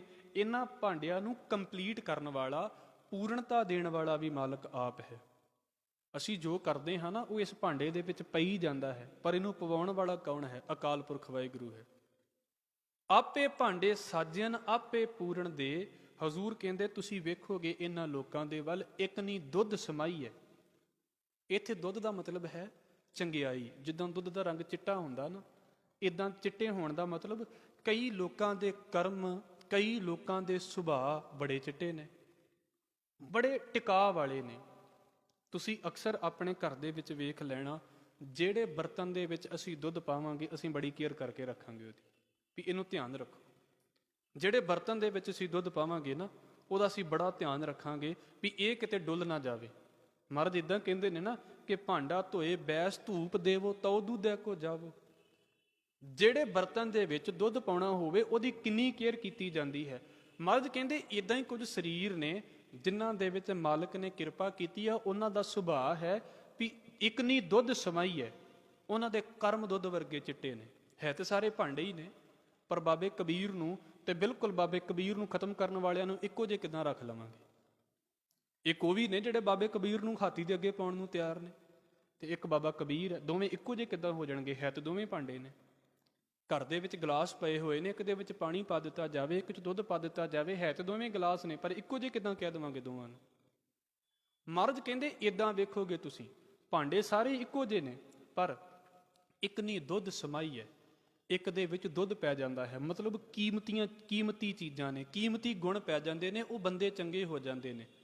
ਪਰ ਦੂਸਰੇ ਪਾਸੇ ਇੱਕ ਚੁੱਲ੍ਹੇ ਰਹਿਣ ਚੜੇ, ਇੱਕ ਇਹੋ ਜਿਹੇ ਵੀ ਹੈ ਨੇ ਜਿਹੜੇ ਚੁੱਲ੍ਹੇ ਉੱਤੇ ਚੜੇ ਰਹਿੰਦੇ ਨੇ। ਇਹਦਾ ਕੀ ਭਾਵ ਹੁੰਦਾ ਹੈ? ਚੁੱਲ੍ਹੇ ਚੜ੍ਹਨ ਦਾ ਮਤਲਬ ਇਹ ਹੈ, ਹੁਣ ਜਿਹੜਾ ਬਰਤਨ ਚੁੱਲ੍ਹੇ ਦੇ ਉੱਤੇ ਰਹੇਗਾ ਸਾਰਾ ਦਿਨ ਤਪਿਆ ਰਹੇਗਾ, ਗਰਮ ਰਹੇਗਾ। ਹੁਣ ਤੇ ਚਲੋ ਸਾਡੇ ਬਹੁਤੇ ਬਰਤਨ ਇਦਾਂ ਦੇ ਨਹੀਂ ਹੋਣਗੇ ਘਰਾਂ ਦੇ ਵਿੱਚ, ਪਰ ਇਹਨੂੰ ਫਿਰ ਵੀ ਸਮਝਣ ਦੇ ਲਈ, ਖਾਸ ਕਰਕੇ ਹਲਵਾਈ ਦੀ ਦੁਕਾਨ ਦੇ ਉੱਤੇ ਜਿਹੜੀ ਕੜਾਈ ਦੇ ਵਿੱਚ ਉਹਨੇ ਤੇਲ ਗਰਮ ਕੀਤਾ ਹੁੰਦਾ, ਤੁਸੀਂ ਵੇਖੋ ਸਵੇਰ ਦਾ ਗਰਮ ਕਰ ਲੈਂਦਾ, ਸ਼ਾਮਾਂ ਤੱਕ ਜਦੋਂ ਤੱਕ ਉਹਦੀ ਦੁਕਾਨ ਬੰਦ ਨਹੀਂ ਹੁੰਦੀ ਉਹਦੇ ਤੋਂ ਪਹਿਲਾਂ ਉਹ ਠੰਡਾ ਨਹੀਂ ਹੋਣ ਦਿੰਦਾ ਉਹਨੂੰ। ਹੁਣ ਸਾਰਾ ਦਿਨ ਜਿਸ ਕੜਾਈ ਨੇ ਸੇਕ ਬਰਦਾਸ਼ਤ ਕੀਤਾ ਹੈ ਉਹਦੀ ਹਾਲਤ ਕਿੱਦਾਂ ਦੀ ਹੋਵੇਗੀ? ਮਹਾਰਾਜ ਕਹਿੰਦੇ ਕੁਝ ਬੰਦੇ ਇਦਾਂ ਦੇ ਹੁੰਦੇ ਨੇ, ਇੱਕ ਚੁੱਲ੍ਹੇ ਰਹਿਣ ਚੜੇ, ਸਾਰਾ ਦਿਨ ਤਪੇ ਫਿਰਦੇ ਨੇ, ਸਾਰਾ ਦਿਨ ਬਸ ਅੱਗ ਹੀ ਉਹਨਾਂ ਦੇ ਲਾਗੇ, ਸਾਰਾ ਦਿਨ ਸੇਕ ਹੀ ਸੇਕ ਹੈ ਉਹਨਾਂ ਦੇ ਲਾਗੇ। ਹੈ ਤੇ ਭਾਂਡੇ ਹੀ ਨੇ, ਸਾਰਾ ਦਿਨ ਗਰਮ ਰਹਿਣਗੇ। ਇੱਕ ਉਹ ਨੇ ਜਿਨ੍ਹਾਂ ਦੇ ਪੱਲੇ ਸਾਰੇ ਦਿਨ ਦੀ ਚੰਗਿਆਈ, ਇੱਕ ਉਹ ਨੇ ਜਿਹੜੇ ਸਾਰਾ ਦਿਨ ਬਸ ਮੂੰਹ ਦੇ ਵਿੱਚੋਂ ਅੱਗ ਹੀ ਕੱਢਦੇ ਰਹਿੰਦੇ ਨੇ। ਵੀ ਸਮਝ ਲਓ ਚੁੱਲ੍ਹੇ ਤੇ ਚੜੇ ਨੇ, ਅੰਦਰ ਕਿੰਨਾ ਸੇਕ ਹੋਵੇਗਾ ਵੀ ਜਿਹੜਾ ਮੂੰਹ ਦੇ ਵਿੱਚੋਂ ਬਾਹਰ ਨਿਕਲਦਾ ਪਿਆ ਹੈ। ਹਜ਼ੂਰ ਕਹਿੰਦੇ ਨੇ ਇੱਕ ਨਹੀਂ ਦੁੱਧ ਸਮਾਈ ਹੈ, ਇੱਕ ਚੁੱਲ੍ਹੇ ਰਹਿਣ ਚੜੇ। ਹੈ ਤੇ ਸਾਰੇ ਭਾਂਡੇ ਹੀ ਨੇ, ਮਾਲਕ ਨੇ ਜੀਵ ਵੀ ਪੈਦਾ ਕੀਤੇ ਨੇ, ਪਰ ਕਈਆਂ ਦੇ ਅੰਦਰ ਦੁੱਧ ਸਮਾਇਆ ਗਿਆ ਹੈ, ਭਾਵ ਕਿ ਚੰਗੀਆਂ ਚੀਜ਼ਾਂ, ਚੰਗੇ ਗੁਣ ਸਮਾ ਗਏ, ਤੇ ਕਈ ਸਾਰਾ ਦਿਨ ਖਪੇ ਫਿਰਦੇ ਨੇ, ਤਪੇ ਫਿਰਦੇ ਨੇ। ਇਦਾਂ ਦੇ ਵੀ ਹੈ ਨੇ। ਇਹ ਅਸੀਂ ਵੇਖਣਾ ਵੀ ਅਸੀਂ ਕਿਸ ਪਾਸੇ ਦੇ ਉੱਤੇ ਆਉਂਦੇ ਹਾਂ। ਇੱਕ ਨਿਹਾਲੀ ਪੈ ਸਵਨ, ਨਿਹਾਲੀ ਦਾ ਵੈਸੇ ਅਰਥ ਹੁੰਦਾ ਹੈ ਬਿਸਤਰਾ, ਰਜਾਈ। ਇੱਕ ਇਦਾਂ ਦੇ ਨੇ ਜਿਨ੍ਹਾਂ ਨੂੰ ਸੌਣ ਦੇ ਲਈ ਬੜੇ ਸੁੱਖ ਆਰਾਮ ਮਿਲੇ ਹੋਏ ਨੇ। ਇੱਕ ਨਿਹਾਲੀ ਪੈ ਸਵਨ, ਇੱਕ ਉੱਪਰ ਰਹਿਣ ਖੜੇ। ਤੇ ਕਈ ਇਦਾਂ ਦੇ ਨੇ ਜਿਨ੍ਹਾਂ ਦੀ ਸੇਵਾ ਲੱਗੀ ਆ ਵੀ ਇਹ ਸੁੱਤੇ ਹੋਏ ਨੇ, ਤੁਸੀਂ ਇਹਨਾਂ ਸੁੱਤਿਆਂ ਦੀ ਕੇਅਰ ਕਰਨੀ ਹੈ। ਅੱਜ ਕੱਲ੍ਹ ਤੇ ਚਲੋ ਪੱਖੇ ਆ ਗਏ ਨੇ ਤੇ ਆਰਾਮ ਦੇ ਨਾਲ ਸੌਂ ਸਕਦੇ ਨੇ, ਫਿਰ ਵੀ ਚਲੋ ਰਾਤ ਨੂੰ ਡਿਊਟੀਜ਼ ਕਰਨ ਵਾਲੇ ਕਿੰਨੇ ਬਾਡੀਗਾਰਡ ਨੇ ਜਾਂ ਕਿੰਨੇ ਗਾਰਡ ਨੇ ਜਿਹੜੇ ਇਹ ਕੰਮ ਕਰਦੇ ਨੇ। ਪਰ ਸੋਚ ਕੇ ਵੇਖਿਓ, ਜਿਹੜੇ ਰਾਜੇ ਮਹਾਰਾਜੇ ਹੁੰਦੇ ਸੀ, ਹੁਣ ਉਹਨਾਂ ਨੇ ਸੌਣਾ ਹੁੰਦਾ ਸੀ। ਗਰਮੀਆਂ ਦੇ ਮੌਸਮ ਪੱਖੇ ਹੁੰਦੇ ਨਹੀਂ ਸੀ, ਇਲੈਕਟ੍ਰੀਸਿਟੀ ਤੇ ਹੋਣੀ ਆਈ ਹੈ ਨਾ, ਪੱਖੇ ਹੁੰਦੇ ਨਹੀਂ ਸੀ। ਤੇ ਰਾਜੇ ਮਹਾਰਾਜੇ ਤੇ ਹੁਣ ਦੇ ਨਹੀਂ ਨੇ, ਹਜ਼ਾਰਾਂ ਸਾਲਾਂ ਦੇ ਚੱਲਦੇ ਪਏ ਨੇ। ਤੇ ਉਹਨਾਂ ਨੇ ਕੀ ਕਰਨਾ ਵੀ ਅਸੀਂ ਸੌਣਾ ਹੈ ਤੇ ਅਸੀਂ ਸੁੱਤੇ ਹੋਏ ਹਾਂ ਤੇ ਸਾਡੇ ਸਿਰ ਦੇ ਉੱਤੇ ਜਿੰਨਾ ਸਾਨੂੰ ਪੱਖਾ ਚੱਲਦਾ ਰਹੋ ਜਦੋਂ ਤੱਕ ਅਸੀਂ ਸੁੱਤੇ ਹਾਂ। ਇੱਕ ਆਰਾਮ ਦੇ ਨਾਲ ਸੁੱਤਾ ਪਿਆ ਹੈ, ਇੱਕ ਉਹਨੂੰ ਪੱਖਾ ਚੱਲਦਾ ਪਿਆ ਹੈ ਤੇ ਦੋਵੇਂ ਇਨਸਾਨ ਨੇ, ਹੈ ਤੇ ਦੋਵੇਂ ਬੰਦੇ ਨੇ, ਹੈ ਤੇ ਦੋਵੇਂ ਭਾਂਡੇ ਹੀ ਨੇ। ਪਰ ਇੱਕ ਦੀ ਸੇਵਾ ਲੱਗੀ ਹੈ, ਤੂੰ ਇਹਨੂੰ ਪੱਖਾ ਚੱਲਣਾ ਹੈ। ਇੱਕ ਦਾ ਕੰਮ ਹੈ ਵੀ ਤੂੰ ਬਸ ਬਿਸਤਰੇ ਦੇ ਉੱਤੇ ਸੌਣਾ ਹੈ। ਹਜ਼ੂਰ ਕਹਿੰਦੇ ਤੁਸੀਂ ਵੇਖੋਗੇ ਸੋਸਾਇਟੀ ਦੇ ਵਿੱਚ ਇਹ ਹੋ ਰਿਹਾ ਹੈ। ਇੱਕ ਨਿਹਾਲੀ ਪੈ ਸਵਨ, ਇੱਕ ਉੱਪਰ ਰਹਿਣ ਖੜੇ। ਪਰ ਮਹਾਰਾਜ ਕੀ ਕਹਿੰਦੇ ਨੇ, ਕੀ ਫਰਕ ਹੈ ਕਿ ਕੋਈ ਸੇਵਾ ਕਰਦਾ ਪਿਆ ਹੈ ਤੇ ਕੋਈ ਜਿਹੜਾ ਹੈ ਰਾਜਗੱਦੀ ਦੇ ਉੱਤੇ ਬੈਠਾ ਹੋਇਆ ਹੈ। ਵੇਖਣ ਨੂੰ ਸਾਨੂੰ ਲੱਗੇਗਾ ਵੀ ਉਹ ਬੜਾ ਔਖਾ ਤੇ ਉਹ ਬੜਾ ਸੌਖਾ। ਪਰ ਇੱਕ ਚੀਜ਼ ਜ਼ਰੂਰ ਹੈ, ਕਿਸੇ ਵੇਲੇ ਸੇਵਕ ਜ਼ਿਆਦਾ ਸੌਖੇ ਹੁੰਦੇ ਨੇ ਤੇ ਰਾਜ ਕਰਨ ਵਾਲੇ ਜ਼ਿਆਦਾ ਔਖੇ ਹੋ ਕੇ ਬੈਠੇ ਹੁੰਦੇ ਨੇ। ਇਹ ਤੇ ਜਿਹੜੇ ਪਾਸੇ ਨੂੰ ਵੇਖ ਲਓ, ਹਰ ਇੱਕ ਬੰਦੇ ਨੂੰ ਲੱਗਦਾ ਵੀ ਦੂਸਰਾ ਜ਼ਿਆਦਾ ਸੌਖਾ ਤੇ ਮੈਂ ਜ਼ਿਆਦਾ ਔਖਾ। ਮੈਂ ਤੇ ਜਿਹੜੇ ਪ੍ਰੋਫੈਸ਼ਨ ਵਾਲੇ ਨਾਲ ਗੱਲ ਕਰਕੇ ਵੇਖਦਾ, ਉਹਨਾਂ ਦੇ ਵਿੱਚ ਬਹੁਤੇ ਤੇ ਇਹੋ ਕਹਿੰਦੇ ਨੇ ਵੀ ਬੜੇ ਹੀ ਔਖੇ ਹਾਂ, ਬਣਦਾ ਹੀ ਨਹੀਂ ਕੁਝ, ਹੈ ਹੀ ਨਹੀਂ ਕੁਝ। ਜਿਹੜੇ ਮਰਜ਼ੀ ਪ੍ਰੋਫੈਸ਼ਨ ਦੇ ਵਿੱਚ ਤੁਸੀਂ ਜਿਸ ਮਰਜ਼ੀ ਕੋਰਸ ਦੇ ਵਿੱਚ ਆਪਣਾ ਬੱਚਾ ਪਾਉਣਾ ਹੋਵੇ, ਫਿਰ ਪਹਿਲਾਂ ਕੋਰਸ ਕਰਦਿਆਂ ਨੂੰ ਪੁੱਛ ਕੇ ਵੇਖ ਲਓ ਵੀ ਇਸ ਕੋਰਸ ਦੇ ਵਿੱਚ ਆਪਣਾ ਬੱਚਾ ਪਾ ਦਈਏ, ਉਹ ਵੇਖਿਓ ਫਿਰ ਉਹਨਾਂ ਦੇ ਦੁਖੜੇ। ਜਿਹੜੇ ਮਰਜ਼ੀ ਵੀ ਇੱਥੇ ਤਾਂ ਕੁਝ ਹੈ ਹੀ ਨਹੀਂ, ਇਹ ਤਾਂ ਕੁਝ ਬਣਦਾ ਹੀ ਨਹੀਂ। ਕਾਰਨ ਕੀ ਹੈ? ਜਿਹੜਾ ਬੰਦਾ ਜਿਹੜੀ ਚੀਜ਼ ਦਾ ਟੇਸਟ ਵੇਖ ਲੈਂਦਾ ਹੈ, ਉਹਨੂੰ ਪਤਾ ਲੱਗਦਾ ਵੀ ਬੇਸਵਾਦੀਆਂ ਚੀਜ਼ਾਂ ਨੇ। ਹਰ ਇੱਕ ਕੰਮ ਨੂੰ ਬੜੇ ਲੋਕ ਨੇ ਜਿਹੜੇ ਸਾਨੂੰ ਆ ਕੇ ਕਹਿ ਦਿੰਦੇ ਨੇ ਵੀ ਬਾਬਾ ਜੀ ਸਾਡੇ ਕੰਮ 'ਚ ਕੁਝ ਨਹੀਂ ਬਣਦਾ, ਤੇ ਮੈਂ ਕਿਹਾ ਫਿਰ ਸਾਡੇ ਵਾਲਾ ਕਰ ਲਓ, ਇਹ ਵੀ ਵਧੀਆ ਹੋ ਜਾਵੇਗਾ। ਫਿਰ ਇਦਾਂ ਹੀ ਗੱਲ ਇਹ ਨਹੀਂ ਆ ਵੀ ਕੰਮ ਚੰਗਾ ਹੈ ਜਾਂ ਕੰਮ ਬੁਰਾ ਹੈ, ਕੰਮ ਦਾ ਇੰਟਰਸਟ ਕੀ ਆ ਰਿਹਾ ਹੈ। ਜੇ ਤੇ ਇੰਟਰਸਟ ਹੈ ਤੇ ਉਹ ਵੀ ਬੜਾ ਵਧੀਆ ਹੈ, ਤੇ ਜੇ ਨਹੀਂ ਇੰਟਰਸਟ ਤੇ ਫਿਰ ਕਰਦਿਆਂ ਵੀ ਰੋਵਾਂਗੇ। ਉਹਨੂੰ ਗੁਰੂ ਅੰਗਦ ਸਾਹਿਬ ਸੱਚੇ ਪਾਤਸ਼ਾਹ ਕਹਿੰਦੇ, ਬੱਧਾ ਚੱਟੀ ਜੋ ਭਰੇ, ਨਾ ਗੁਣ ਨਾ ਉਪਕਾਰ। ਸੁੱਖ ਇਸ ਗੱਲ ਦੇ ਵਿੱਚ ਨਹੀਂ ਹੈ ਕਿ ਅਸੀਂ ਸੇਵਕ ਹਾਂ ਕਿ ਅਸੀਂ ਮਾਲਕ ਹਾਂ। ਸੁੱਖ ਇਸ ਗੱਲ ਦੇ ਵਿੱਚ ਹੈ ਵੀ ਜੇ ਅਸੀਂ ਸੇਵਕ ਹਾਂ ਤੇ ਕੀ ਸੇਵਕ ਹੋਣ ਦਾ ਸੁੱਖ ਲੈ ਰਹੇ ਹਾਂ, ਜੇ ਅਸੀਂ ਮਾਲਕ ਹਾਂ ਤੇ ਕੀ ਮਾਲਕ ਹੋਣ ਦਾ ਸੁੱਖ ਲੈ ਰਹੇ ਹਾਂ। ਜਿਨ੍ਹਾਂ ਦੇ ਜਿੱਡੇ ਵੱਡੇ ਸਿਰ ਉਹਨਾਂ ਦੀ ਸਿਰ ਪੀੜ ਵੀ ਓਡੀ ਵੱਡੀ। ਮੈਂ ਤੇ ਅਕਸਰ ਕਹਿਣਾ ਹੁੰਦਾ, ਜੇ ਅਸੀਂ ਆਪਣੇ ਘਰ ਦੇ ਵਿੱਚ ਰਹਿੰਦੇ ਹਾਂ ਨਾ, ਤੇ ਜ਼ਿੰਮੇਵਾਰੀਆਂ ਵੀ ਘਰ ਦੀਆਂ ਹੀ ਨੇ। ਤੇ ਕੱਲ ਨੂੰ ਦੇਸ਼ ਸੰਭਾਲਣ ਲੱਗ ਪਵਾਂਗੇ ਤੇ ਜ਼ਿੰਮੇਵਾਰੀਆਂ ਵੀ ਦੇਸ਼ ਦੀਆਂ ਆ ਜਾਣਗੀਆਂ। ਫਿਰ ਵੇਖ ਲਿਓ ਵਹਿੰਦਿਆਂ ਵਹਿੰਦਿਆਂ ਕੀ ਹੋ ਜਾਂਦਾ। ਚੰਗੇ ਭਲੇ ਬੰਦੇ ਹੁੰਦੇ ਨੇ 6-7 ਮਹੀਨਿਆਂ ਦੇ ਵਿੱਚ। ਔਰ ਆਪ ਜੀ, ਮੈਂ ਆਪ ਜੀ ਦੇ ਅੱਗੇ ਗੱਲ ਰੱਖ ਦੇਵਾਂ, ਫਿਰ ਅਗਲੀ ਗੱਲ ਕਰਾਂਗਾ। ਬਹੁਤੀ ਵਾਰ ਇੱਛਾ ਜਾਗੇ ਨਾ ਵੀ ਮਸ਼ਹੂਰ ਹੋ ਜਾਈਏ, ਦੁਨੀਆ ਸਾਡਾ ਨਾਮ ਜਾਣਨ ਲੱਗ ਪਵੇ। ਇਹੋ ਜਿਹੇ ਲੀਡਰ ਵੀ ਸਾਡੀ ਦੁਨੀਆ ਦੇ ਵਿੱਚ ਰਹਿ ਕੇ ਗਏ ਨੇ। ਮਾਫ ਕਰਨਾ, ਚੰਗੀਆਂ ਭਲੀਆਂ ਲੀਡਰੀਆਂ ਕੀਤੀਆਂ ਤੇ ਛੁੱਟੀ ਲੈ ਕੇ 2-2 ਮਹੀਨੇ ਲਈ ਘੁੰਮਣ ਚਲੇ ਗਏ ਵੀ ਮੈਂ ਅੱਕ ਗਿਆ ਜੇ ਇਹਨਾਂ ਕੰਮਾਂ ਤੋਂ, ਮੈਨੂੰ 2 ਮਹੀਨੇ ਦੀ ਛੁੱਟੀ ਦਿਓ, ਮੈਂ ਫਰੈਸ਼ ਹੋਣਾ ਚਾਹੁੰਦਾ ਹਾਂ। ਕਿਉਂ ਜਾਂਦੇ ਨੇ ਲੋਕ? ਕੰਮ ਦੀ ਸਟ੍ਰੈਸ ਹੀ ਇੰਨੀ ਹੈ, ਕੰਮ ਦਾ ਬਰਡਨ ਹੀ ਇੰਨਾ ਪੈ ਗਿਆ, ਔਰ ਕੰਮ ਨੂੰ ਵੱਡਾ ਹੀ ਏਡਾ ਬਣਾ ਲਿਆ ਆਪਣੇ ਉੱਤੇ। ਮਹਾਰਾਜ ਕਹਿੰਦੇ ਸਾਨੂੰ ਇੰਝ ਲੱਗੇਗਾ ਵੀ ਭਾਈ ਵੱਡੇ ਕੰਮ ਹੋਣੇ ਚਾਹੀਦੇ ਨੇ। ਤੇ ਫਿਰ ਉਹੀ ਗੱਲ ਹੈ ਜਿਹੜੀ ਮੈਂ ਕੱਲ ਬੋਲੀ ਸੀ, ਪ੍ਰਸਿੱਧੀ ਤੇ ਸ਼ਾਂਤੀ ਇੱਕ ਥਾਂ ਤੇ ਇਕੱਠੀਆਂ ਨਹੀਂ ਰਹਿ ਸਕਦੀਆਂ। ਹਜ਼ੂਰ ਕਹਿੰਦੇ ਨੇ, ਇੱਕ ਨਿਹਾਲੀ ਪੈ ਸਭਨ, ਇੱਕ ਉੱਪਰ ਰਹਿਣ ਖੜੇ, ਤਿਨਾ ਸਵਾਰੇ ਨਾਨਕਾ ਜਿਨ ਕੋ ਨਦਰ ਕਰੇ। ਸਵਾਰ ਦਾ ਮਾਲਕ ਉਹਨਾਂ ਨੂੰ ਆ ਜਿਹਨਾਂ ਦੇ ਉੱਤੇ ਨਿਗਾਹ ਕਰ ਦੇਵੇ। ਕਿਸੇ ਵੇਲੇ ਉਹ ਰਾਜੇ ਵੱਲ ਵੀ ਨਹੀਂ ਵੇਖਦਾ, ਉਹਦੇ ਸੇਵਕ ਦੇ ਵੱਲ ਵੇਖ ਲੈਂਦਾ ਹੈ। ਗੱਲ ਤੇ ਉਹਦੀ ਨਿਗਾਹ ਦੀ ਹੈ ਵੀ ਨਿਗਾਹ ਕਿਹਨਾਂ ਦੇ ਉੱਤੇ ਕਰਦਾ ਪਿਆ ਹੈ। ਹਜ਼ੂਰ ਕਹਿੰਦੇ, ਜਿਨ ਕੋ ਨਦਰ ਕਰਮ ਤਿਨ ਕਾਰ, ਨਾਨਕ ਨਦਰੀ ਨਦਰ ਨਿਹਾਲ। ਜਿਨ੍ਹਾਂ ਦੇ ਉੱਤੇ ਨਿਗਾਹ ਕਰ ਦੇਵੇ। ਕੀ ਕੰਮ ਕਰਦੇ ਪਏ ਹਾਂ, ਕਿੱਥੇ ਕੰਮ ਕਰਦੇ ਪਏ ਹਾਂ। ਕਿਸੇ ਵੇਲੇ ਨੀਵੇਂ ਜੇ ਬੰਦੇ ਦੇ ਕੋਲ, ਜਿਹਨੂੰ ਸੁਸਾਇਟੀ ਨੀਵਾਂ ਮੰਨਦੀ ਹੈ, ਏਡੇ ਕਮਾਲ ਦੇ ਗੁਣ ਹੁੰਦੇ ਨੇ ਕਿ ਬੰਦੇ ਕੋਲੋਂ ਸਿੱਖਿਆ ਲਈ ਜਾ ਸਕਦੀ ਹੈ।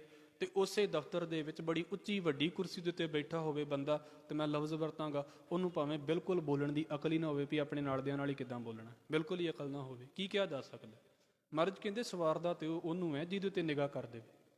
ਤਿਨਾ ਸਵਾਰੇ ਨਾਨਕਾ ਜਿਨ ਕੋ ਨਦਰ ਕਰੇ। ਕੌਣ ਕਿੱਥੇ ਸੇਵਾ ਕਰਦਾ ਪਿਆ ਹੈ। ਗੁਰਮੁਖ ਸਖੀਆਂ ਸਿੱਖ ਗੁਰੂ ਮੇ ਲਾਈਆਂ, ਇੱਕ ਸੇਵਕ ਗੁਰ ਪਾਸ ਇੱਕ ਗੁਰ ਕਾਰੈ ਲਾਈਆਂ। ਉਹ ਇਦਾਂ ਹੈ, ਕੁਝ ਇੱਥੇ ਨੇੜੇ ਉਹ ਸੇਵਾ ਕਰਦੇ ਪਏ ਨੇ ਤੇ ਕਈ ਉਹਨੇ ਦੂਰ ਕੰਮ ਦੇ ਵਿੱਚ ਲਾਏ ਹੋਏ ਨੇ ਵੀ ਤੁਸੀਂ ਜਾ ਕੇ ਉੱਥੇ ਕੰਮ ਕਰੋ। ਪਰ ਹਜ਼ੂਰ ਕਹਿੰਦੇ, ਜਿਨ ਗੁਰ ਪਿਆਰਾ ਮਨ ਚਿੱਤ ਤਿਨ ਭਾਊ ਗੁਰੂ ਦੇਵਾਈਆ। ਜਿਨ੍ਹਾਂ ਨੂੰ ਗੁਰੂ ਮਨ ਦੇ ਵਿੱਚ ਚੰਗਾ ਲੱਗਦਾ ਹੈ ਨਾ, ਉਹਨਾਂ ਨੂੰ ਗੁਰੂ ਆਪਣਾ ਪਿਆਰ ਬਖਸ਼ ਦਿੰਦਾ ਹੈ। ਇਸ ਕਰਕੇ ਤਿਨਾ ਸਵਾਰੇ ਨਾਨਕਾ ਜਿਨ ਕੋ ਨਦਰ ਕਰੇ। ਫਿਰ ਅਗਲਾ ਸ਼ਲੋਕ ਸਤਿਗੁਰੂ ਗੁਰੂ ਅੰਗਦ ਸਾਹਿਬ ਸੱਚੇ ਪਾਤਸ਼ਾਹ ਜੀ ਦਾ ਹੈ, ਮਹਿਲਾ ਦੂਜਾ।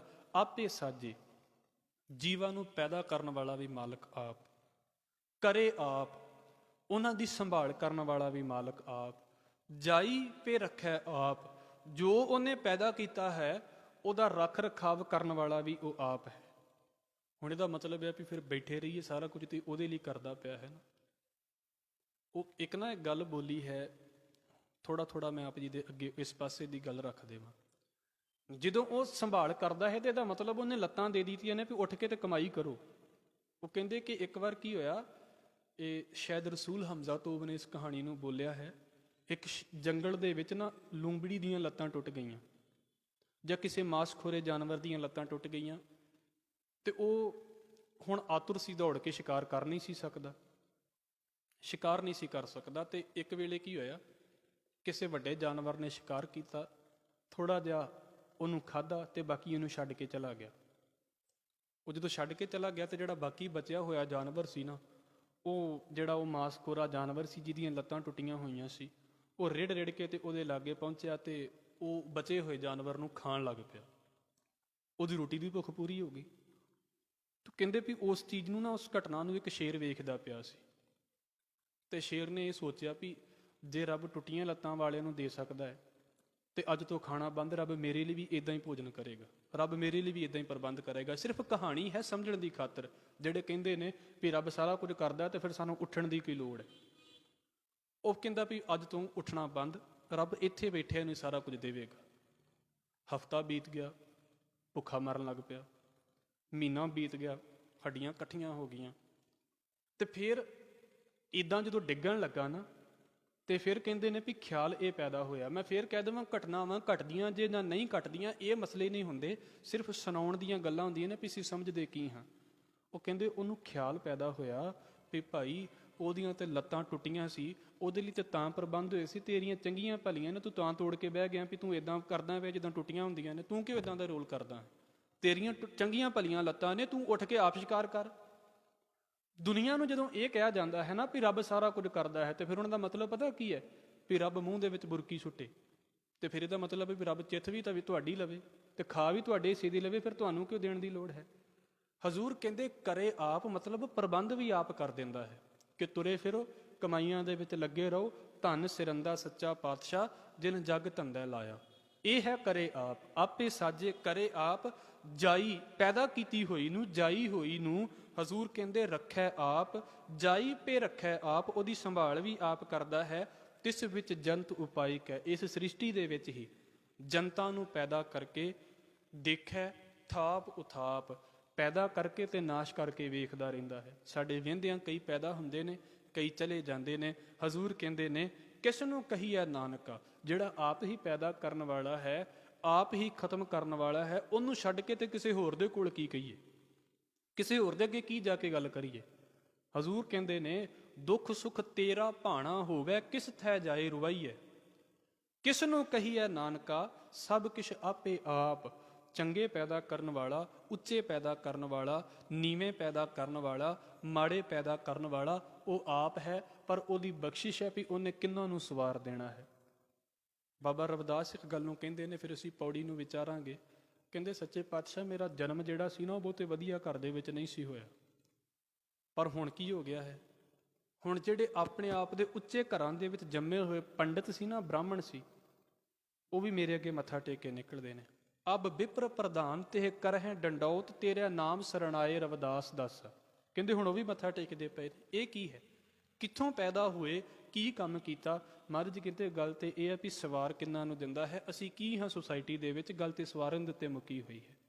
ਤਿਨਾ ਸਵਾਰੇ ਨਾਨਕਾ ਜਿਨ ਕੋ ਨਦਰ ਕਰੇ। ਇੱਥੇ ਮਹਾਰਾਜ ਕਹਿੰਦੇ ਨੇ ਕਿਸ ਨੂੰ ਕਹੀਐ ਨਾਨਕਾ, ਸਭ ਕਿਛ ਆਪੇ ਆਪ, ਆਪ ਹੀ ਸਾਰਾ ਕੁਝ ਕਰਨ ਵਾਲਾ ਹੈ। ਫਿਰ ਅਗਲੀ ਹੈ ਪੌੜੀ, ਵੱਡੇ ਕੀਆਂ ਵਡਿਆਈਆਂ ਕਿਛ ਕਹਿਣਾ ਕਹਿਣ ਨਾ ਜਾਏ।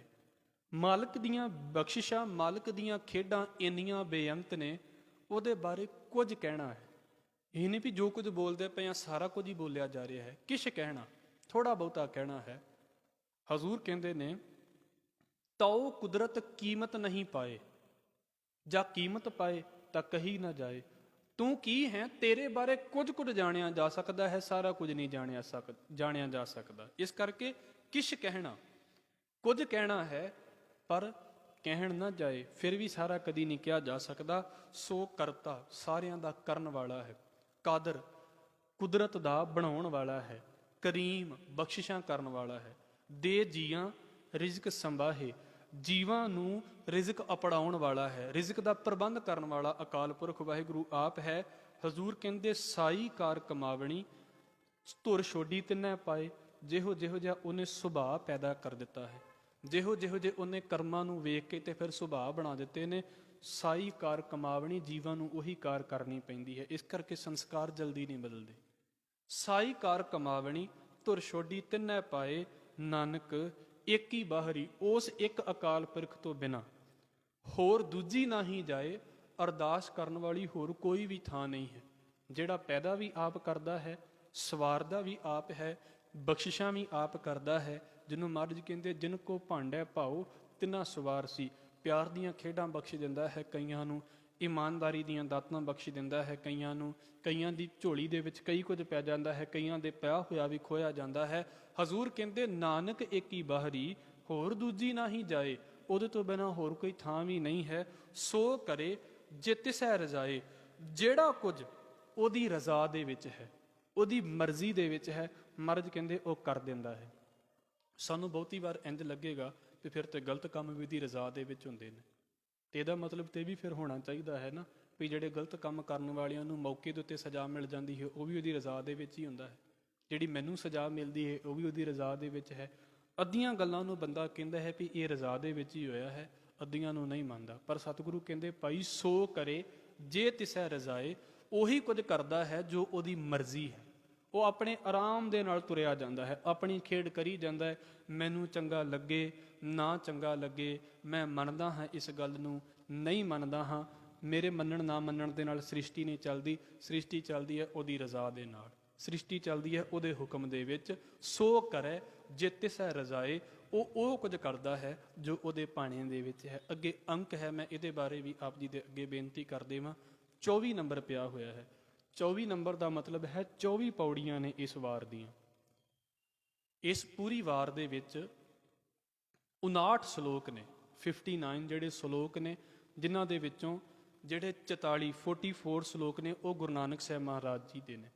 15 ਸ਼ਲੋਕ ਜਿਹੜੇ ਨੇ ਗੁਰੂ ਅੰਗਦ ਸਾਹਿਬ ਸੱਚੇ ਪਾਤਸ਼ਾਹ ਜੀ ਦੇ ਨੇ, ਜਿਹਦੇ ਵਿੱਚੋਂ ਇੱਕ ਸ਼ਲੋਕ ਅੱਜ ਵੀ ਅਸੀਂ ਵਿਚਾਰਿਆ ਹੈ। ਕੁਝ ਵਾਰਾਂ ਨੇ, ਕੁਝ ਪੌੜੀਆਂ ਨੇ ਜਿਨ੍ਹਾਂ ਦੇ ਵਿੱਚ ਸਾਰੇ ਸ਼ਲੋਕ ਗੁਰੂ ਅੰਗਦ ਸਾਹਿਬ ਮਹਾਰਾਜ ਜੀ ਦੇ ਨੇ। 21ਵੀਂ ਪੌੜੀ, 22ਵੀਂ ਪੌੜੀ ਇਸ ਪਾਸੇ ਤੋਂ। ਇੱਦਾਂ ਅੱਗੇ ਇੱਕ ਦਾ ਮਤਲਬ ਹੈ ਵੀ ਇੱਕ ਬਾਣੀ ਇੱਥੇ ਸੰਪੂਰਨ ਹੋ ਚੁੱਕੀ ਹੈ। ਏਕੇ ਦਾ ਮਤਲਬ ਇਹ ਹੈ ਇੱਕ ਬਾਣੀ ਕੰਪਲੀਟ ਹੋ ਚੁੱਕੀ ਹੈ। ਜਦੋਂ ਹੁਕਮਨਾਮਾ ਆਉਂਦਾ ਹੈ ਕਿਸੇ ਵੀ ਵਾਰ ਦੇ ਵਿੱਚੋਂ, ਕਿਉਂਕਿ ਇਹ ਵਾਰ ਹੈ ਇਸ ਕਰਕੇ ਕਿਸੇ ਵਿਚਾਰ ਦੇ ਪਏ ਹਾਂ, ਫਿਰ ਪਹਿਲਾਂ ਸ਼ਲੋਕ ਪੜ੍ਹਨਾ ਹੁੰਦਾ ਹੈ ਜੇ ਸ਼ਲੋਕ ਹੋਵੇ, ਸ਼ਲੋਕ ਪੜ੍ਹਨਾ ਹੁੰਦਾ ਹੈ, ਫਿਰ ਸ਼ਲੋਕ ਮਹਿਲਾ ਪੜ੍ਹਨਾ ਹੁੰਦਾ ਹੈ, ਫਿਰ ਮਹਿਲਾ ਆਉਂਦਾ ਹੈ ਉਹ ਪੜ੍ਹਨਾ ਹੁੰਦਾ ਹੈ, ਫਿਰ ਪੌੜੀ ਪੜ੍ਹਨੀ ਹੁੰਦੀ ਹੈ। ਸ਼ਲੋਕ ਜਿੰਨੇ ਮਰਜ਼ੀ ਹੋਣ, 5 ਹੋਣ, 3 ਹੋਣ, 2 ਹੋਣ, 2 ਤੇ ਹੋਣਗੇ ਲਗਭਗ। ਸ਼ਲੋਕ ਤੋਂ ਸ਼ੁਰੂ ਕਰਕੇ ਫਿਰ ਪੌੜੀ ਪੜ੍ਹ ਕੇ ਤੇ ਫਿਰ ਅਸੀਂ ਇੱਕ ਹੁਕਮਨਾਮਾ ਕੰਪਲੀਟ ਮੰਨਦੇ ਹਾਂ। ਭਾਵੇਂ ਨਾਨਕ ਸ਼ਬਦ ਉੱਥੇ 4 ਵਾਰ ਆ ਜਾਵੇ, 3 ਵਾਰ ਆ ਜਾਵੇ, ਹਰ ਸ਼ਲੋਕ ਦੇ ਵਿੱਚ ਆ ਜਾਵੇ। ਸ਼ਲੋਕਾਂ ਦੀ ਗਿਣਤੀ ਹਰ ਪੌੜੀ ਦੇ ਨਾਲ ਨਵੇਂ ਸਿਰੇ ਤੋਂ ਸ਼ੁਰੂ ਹੁੰਦੀ ਹੈ। ਪੌੜੀ ਦੀ ਗਿਣਤੀ ਲਗਾਤਾਰ ਚੱਲਦੀ ਹੈ। 24 ਪੌੜੀਆਂ ਨੇ। ਗੁਰੂ ਨਾਨਕ ਸਾਹਿਬ ਮਹਾਰਾਜ ਜੀ ਦੀਆਂ 3 ਵਾਰਾਂ ਨੇ, ਜਿਨ੍ਹਾਂ ਦੇ ਵਿੱਚੋਂ ਇਹ ਦੂਸਰੀ ਵਾਰ ਗੁਰੂ ਗ੍ਰੰਥ ਸਾਹਿਬ ਮਹਾਰਾਜ ਦੇ ਵਿੱਚ ਹੈ। ਪਹਿਲੀ ਵਾਰ ਮਾਝ ਕੀ ਵਾਰ ਹੈ, ਜੋ ਦੂਜਾ ਰਾਗ ਹੈ ਗੁਰੂ ਗ੍ਰੰਥ ਸਾਹਿਬ ਮਹਾਰਾਜ ਦੇ ਵਿੱਚ। ਫਿਰ ਅੱਗੇ ਮਲਾਰ ਕੀ ਵਾਰ ਹੈ, ਉਹ ਅੰਤਲੇ ਰਾਗਾਂ ਦੇ ਵਿੱਚ ਮਹਾਰਾਜ ਜੀ ਦੀ ਬਾਣੀ ਆਉਂਦੀ ਹੈ। ਮਹਾਰਾਜ ਨੇ ਤਰਸ ਕੀਤਾ ਹੈ, ਸਾਨੂੰ ਇਸ ਮੌਕਾ ਬਖਸ਼ਿਆ ਇਹ ਵੀ ਅਸੀਂ ਇਸ ਬਾਣੀ ਦੀ ਵਿਚਾਰ ਨੂੰ ਕਰ ਸਕੇ। ਕੁਝ ਵਿੱਚੋਂ ਅਸੀਂ ਰੁਕੇ ਵੀ ਰਹੇ, ਫਿਰ ਵੀ ਲਗਭਗ ਜਿੱਥੋਂ ਤੱਕ ਮੇਰਾ ਖਿਆਲ ਹੈ ਵੀ ਗੁਰੂ ਨਾਨਕ ਸਾਹਿਬ ਮਹਾਰਾਜ ਜੀ ਦੇ ਗੁਰਪੁਰਬ ਦੇ ਉੱਤੇ ਇਹ ਗੱਲ ਸ਼ੁਰੂ ਹੋਈ ਸੀ, ਔਰ ਬਹੁਤ ਵਧੀਆ ਗੱਲ ਹੈ। ਮੈਂ ਆਖਰੀ ਗੱਲ ਕਹਿ ਕੇ ਸਮਾਪਤੀ ਕਰਾਂਗਾ ਵੀ ਕਿਸੇ ਵੇਲੇ ਪ੍ਰੀ ਪਲਾਨਡ ਗੱਲਾਂ ਨਹੀਂ ਹੁੰਦੀਆਂ, ਪਰ ਹੋ ਜਾਂਦੀਆਂ ਨੇ ਔਰ ਜ਼ਿਆਦਾ ਬੈਟਰ ਹੁੰਦੀਆਂ ਨੇ। ਆ ਬੈਠਾ ਹੋਇਆ ਸੀ ਡਿਊਟੀ ਦੇ ਉੱਤੇ, ਅਤੇ ਮੈਨੂੰ ਵੀਰ ਜੀ ਬੈਠੇ ਹੋਏ ਨੇ, ਮੈਨੂੰ ਕਹਿੰਦੇ ਜੀ ਕਾਹਦੀ ਕਥਾ ਕਰਨੀ ਹੈ, ਕੀ ਸੁਣਾਉਣਾ ਅੱਜ? ਤੇ ਮੈਂ ਸੋਚਿਆ ਸੀ ਵੀ ਜਪਜੀ ਸਾਹਿਬ ਦੀ ਕਥਾ ਕਰਾਂਗੇ, ਸਿੰਪਲ ਜੇ ਅਰਥ ਕਰਾਂਗੇ, ਸਿੰਪਲ ਜੇ ਮਤਲਬ ਸੌਖੇ ਅਰਥ ਕਰਾਂਗੇ, ਤੇ ਫਿਰ ਅਸੀਂ ਕਿਸੇ ਨਵੀਂ ਬਾਣੀ ਦੇ ਵੱਲ ਚੱਲਾਂਗੇ। ਤੇ ਮੈਨੂੰ ਵੀਰ ਜੀ ਕਹਿੰਦੇ ਕਿ ਨਹੀਂ, ਆਸਾ ਦੀ ਵਾਰ ਦੀ ਕਥਾ ਕਰ ਲਓ। ਚਲੋ ਅਸੀਂ ਸ਼ੁਰੂ ਕਰ ਦਿੱਤਾ। ਫਿਰ ਮੇਰੀ ਕੋਸ਼ਿਸ਼ ਇਹ ਸੀ ਵੀ ਰੋਜ਼ ਸਿਰਫ ਇੱਕੋ ਹੀ ਪੌੜੀ ਦੇ ਨਾਲ ਜਿੰਨੇ ਸ਼ਲੋਕ ਨੇ ਅਸੀਂ ਵਿਚਾਰ ਲਵਾਂਗੇ। ਫਿਰ ਮਹਾਰਾਜ ਨੇ ਬਖਸ਼ਿਸ਼ ਕੀਤੀ ਵੀ ਜੇ ਸਮਾਂ ਤੇ ਸਾਡੇ ਕੋਲ ਵਾਧੂ ਹੈ, ਇਸ ਪਾਸੇ ਤੋਂ ਵੀ ਅਸੀਂ ਕਿਹੜਾ ਵੀ ਕਿਤੇ ਪੇਪਰ ਦੇਣੇ ਨੇ ਜਾ ਕੇ, ਵੀ ਨਹੀਂ ਅੱਜ ਹੀ ਇਹਨੂੰ ਖਤਮ ਕਰਨਾ ਹੈ। ਜਿਹੜੀ ਚੀਜ਼ ਅਸੀਂ ਸਮਝ ਸਕਦੇ ਹਾਂ ਉਹਨੂੰ ਇਹਦੇ ਵਿੱਚੋਂ ਸਮਝਣ ਦੀ ਕੋਸ਼ਿਸ਼ ਕੀਤੀ ਹੈ। ਮਾਲਕ ਨੇ ਜਿੰਨੀ ਕਿਰਪਾ ਕੀਤੀ ਹੈ, ਮੈਂ ਨਹੀਂ ਕਹਿੰਦਾ ਵੀ ਮੈਂ ਸਾਰਾ ਕੁਝ ਤੁਹਾਨੂੰ ਦੱਸ ਦਿੱਤਾ, ਇਹ ਤਾਂ ਇੱਕ ਸ਼ੁਰੂਆਤ ਜੀ ਹੈ। ਬਹੁਤ ਕੁਝ ਮੈਂ ਖੁਦ ਸਿੱਖਿਆ ਹੈ, ਉਹ ਜ਼ਿਆਦਾ ਜ਼ਰੂਰੀ ਸੀ ਮੇਰੇ ਲਈ, ਇਸ ਕਰਕੇ ਮਹਾਰਾਜ ਨੇ ਇਹ ਖੇਡ ਬਣਾ ਦਿੱਤੀ ਹੈ। ਫਿਰ ਵੀ ਇਹ ਜੋ ਸਾਰੀ ਵਾਰ ਹੈ, ਇਹਦੀ ਜਿੰਨੀ ਰਿਕਾਰਡਿੰਗ ਹੈ, ਇਹ ਪਿਛਲੇ ਪਾਸੇ ਤੋਂ ਗੁਰਦੁਆਰਾ ਸਾਹਿਬ ਦੇ ਪੇਜ ਦੇ ਉੱਪਰ ਵੀ ਪਈ ਹੋਈ ਹੈ। ਤੁਸੀਂ ਉੱਥੋਂ ਵੀ ਜਾ ਕੇ, ਕਿਉਂਕਿ ਰੋਜ਼ ਨਿਤਨੇਮ ਦੇ ਵਿੱਚ ਇਸ ਬਾਣੀ ਨੂੰ ਅਸੀਂ ਸੁਣਦੇ ਹਾਂ, ਗੁਰਦੁਆਰਾ ਸਾਡੇ ਘਰਾਂ ਦੇ ਵਿੱਚ ਟੀਵੀ ਚੱਲਦੇ ਨੇ, ਗੁਰਦੁਆਰਾ ਸਾਹਿਬਾਨ ਦੇ ਵਿੱਚ ਇਸ ਵਾਰ ਦਾ ਨਿਤਨੇਮ ਹੁੰਦਾ ਹੈ। ਬੜੇ ਸਾਡੇ ਸਮਾਜਿਕ ਵਿਸ਼ੇ ਨੇ ਜਿਹੜੇ ਗੁਰੂ ਸਾਹਿਬ ਨੇ ਕਲੀਅਰ ਕੀਤੇ ਨੇ ਵੀ ਸਮਾਜਿਕ ਕਰਮਕਾਂਡ ਕਿੱਦਾਂ ਤੋਂ ਅਸੀਂ ਬਚਾਉਣਾ ਹੈ ਆਪਣੇ ਆਪ ਨੂੰ, ਲੋਕ ਕੀ ਕਰਦੇ ਨੇ, ਅਸੀਂ ਕੀ ਕਰਨਾ ਹੈ। ਇਹਨਾਂ ਸਾਰੀਆਂ ਗੱਲਾਂ ਦੇ ਬਾਰੇ ਅਸੀਂ ਪਿਛਲੇ ਦਿਨਾਂ ਦੇ ਵਿੱਚ ਵਿਚਾਰ ਕੇ ਆਏ ਹਾਂ। ਮਹਾਰਾਜ ਕਿਰਪਾ ਕਰੇ ਸਮਾਂ ਬਣੇ ਤੇ ਜ਼ਰੂਰ ਆਪ ਜੀ ਨੇ ਵਿਚਾਰ ਲੈਣਾ। ਰੋਜ਼ ਦੀ ਇੱਕ ਪੌੜੀ ਦੀ, ਇੱਕ ਸਲੋਕ ਦੀ ਵਿਚਾਰ ਵੀ ਕਰਾਂਗੇ ਤੇ ਲਗਭਗ 2 ਮਹੀਨੇ ਤੋਂ ਪਹਿਲਾਂ ਅਸੀਂ ਇਸ ਵਿਚਾਰ ਨੂੰ ਸਮਾਪਤ ਕਰ ਲਵਾਂਗੇ। ਸਤਿਗੁਰੂ ਕਿਰਪਾ ਕਰਨ। ਪੂਰੀ ਵਾਰ ਦੀ ਵਿਚਾਰ ਕਰਦੇ ਹਾਂ। ਮੇਰੇ ਪਾਸੋਂ ਆਪ ਜੀ ਦੇ ਚਰਨਾਂ ਦੇ ਵਿੱਚ ਬੇਨਤੀ ਕਰਦਿਆਂ ਹੋਈਆਂ ਭੁੱਲਾਂ ਦੀ ਖਿਮਾ। ਸਤਿਗੁਰੂ ਸਮਾਂ ਬਖਸ਼ਣ। ਅੱਗੇ ਜੋ ਖੇਡ ਬਣੇਗੀ ਅਸੀਂ ਜੁੜਨ ਦੀ ਕੋਸ਼ਿਸ਼ ਕਰਾਂਗੇ। ਅੱਜ ਆਪ ਜੀ ਦੇ ਚਰਨਾਂ ਦੇ ਵਿੱਚ ਬੇਨਤੀਆਂ ਕਰਦਿਆਂ ਹੋਈਆਂ ਭੁੱਲਾਂ ਦੀ ਖਿਮਾ। ਫਤਿਹ ਨਾਲ ਸਾਂਝ ਪਾਓ ਜੀ। ਵਾਹਿਗੁਰੂ ਜੀ ਕਾ ਖਾਲਸਾ, ਵਾਹਿਗੁਰੂ ਜੀ ਕੀ ਫਤਿਹ। ਗੁਰੂ ਪਿਆਰੀ ਸਾਧ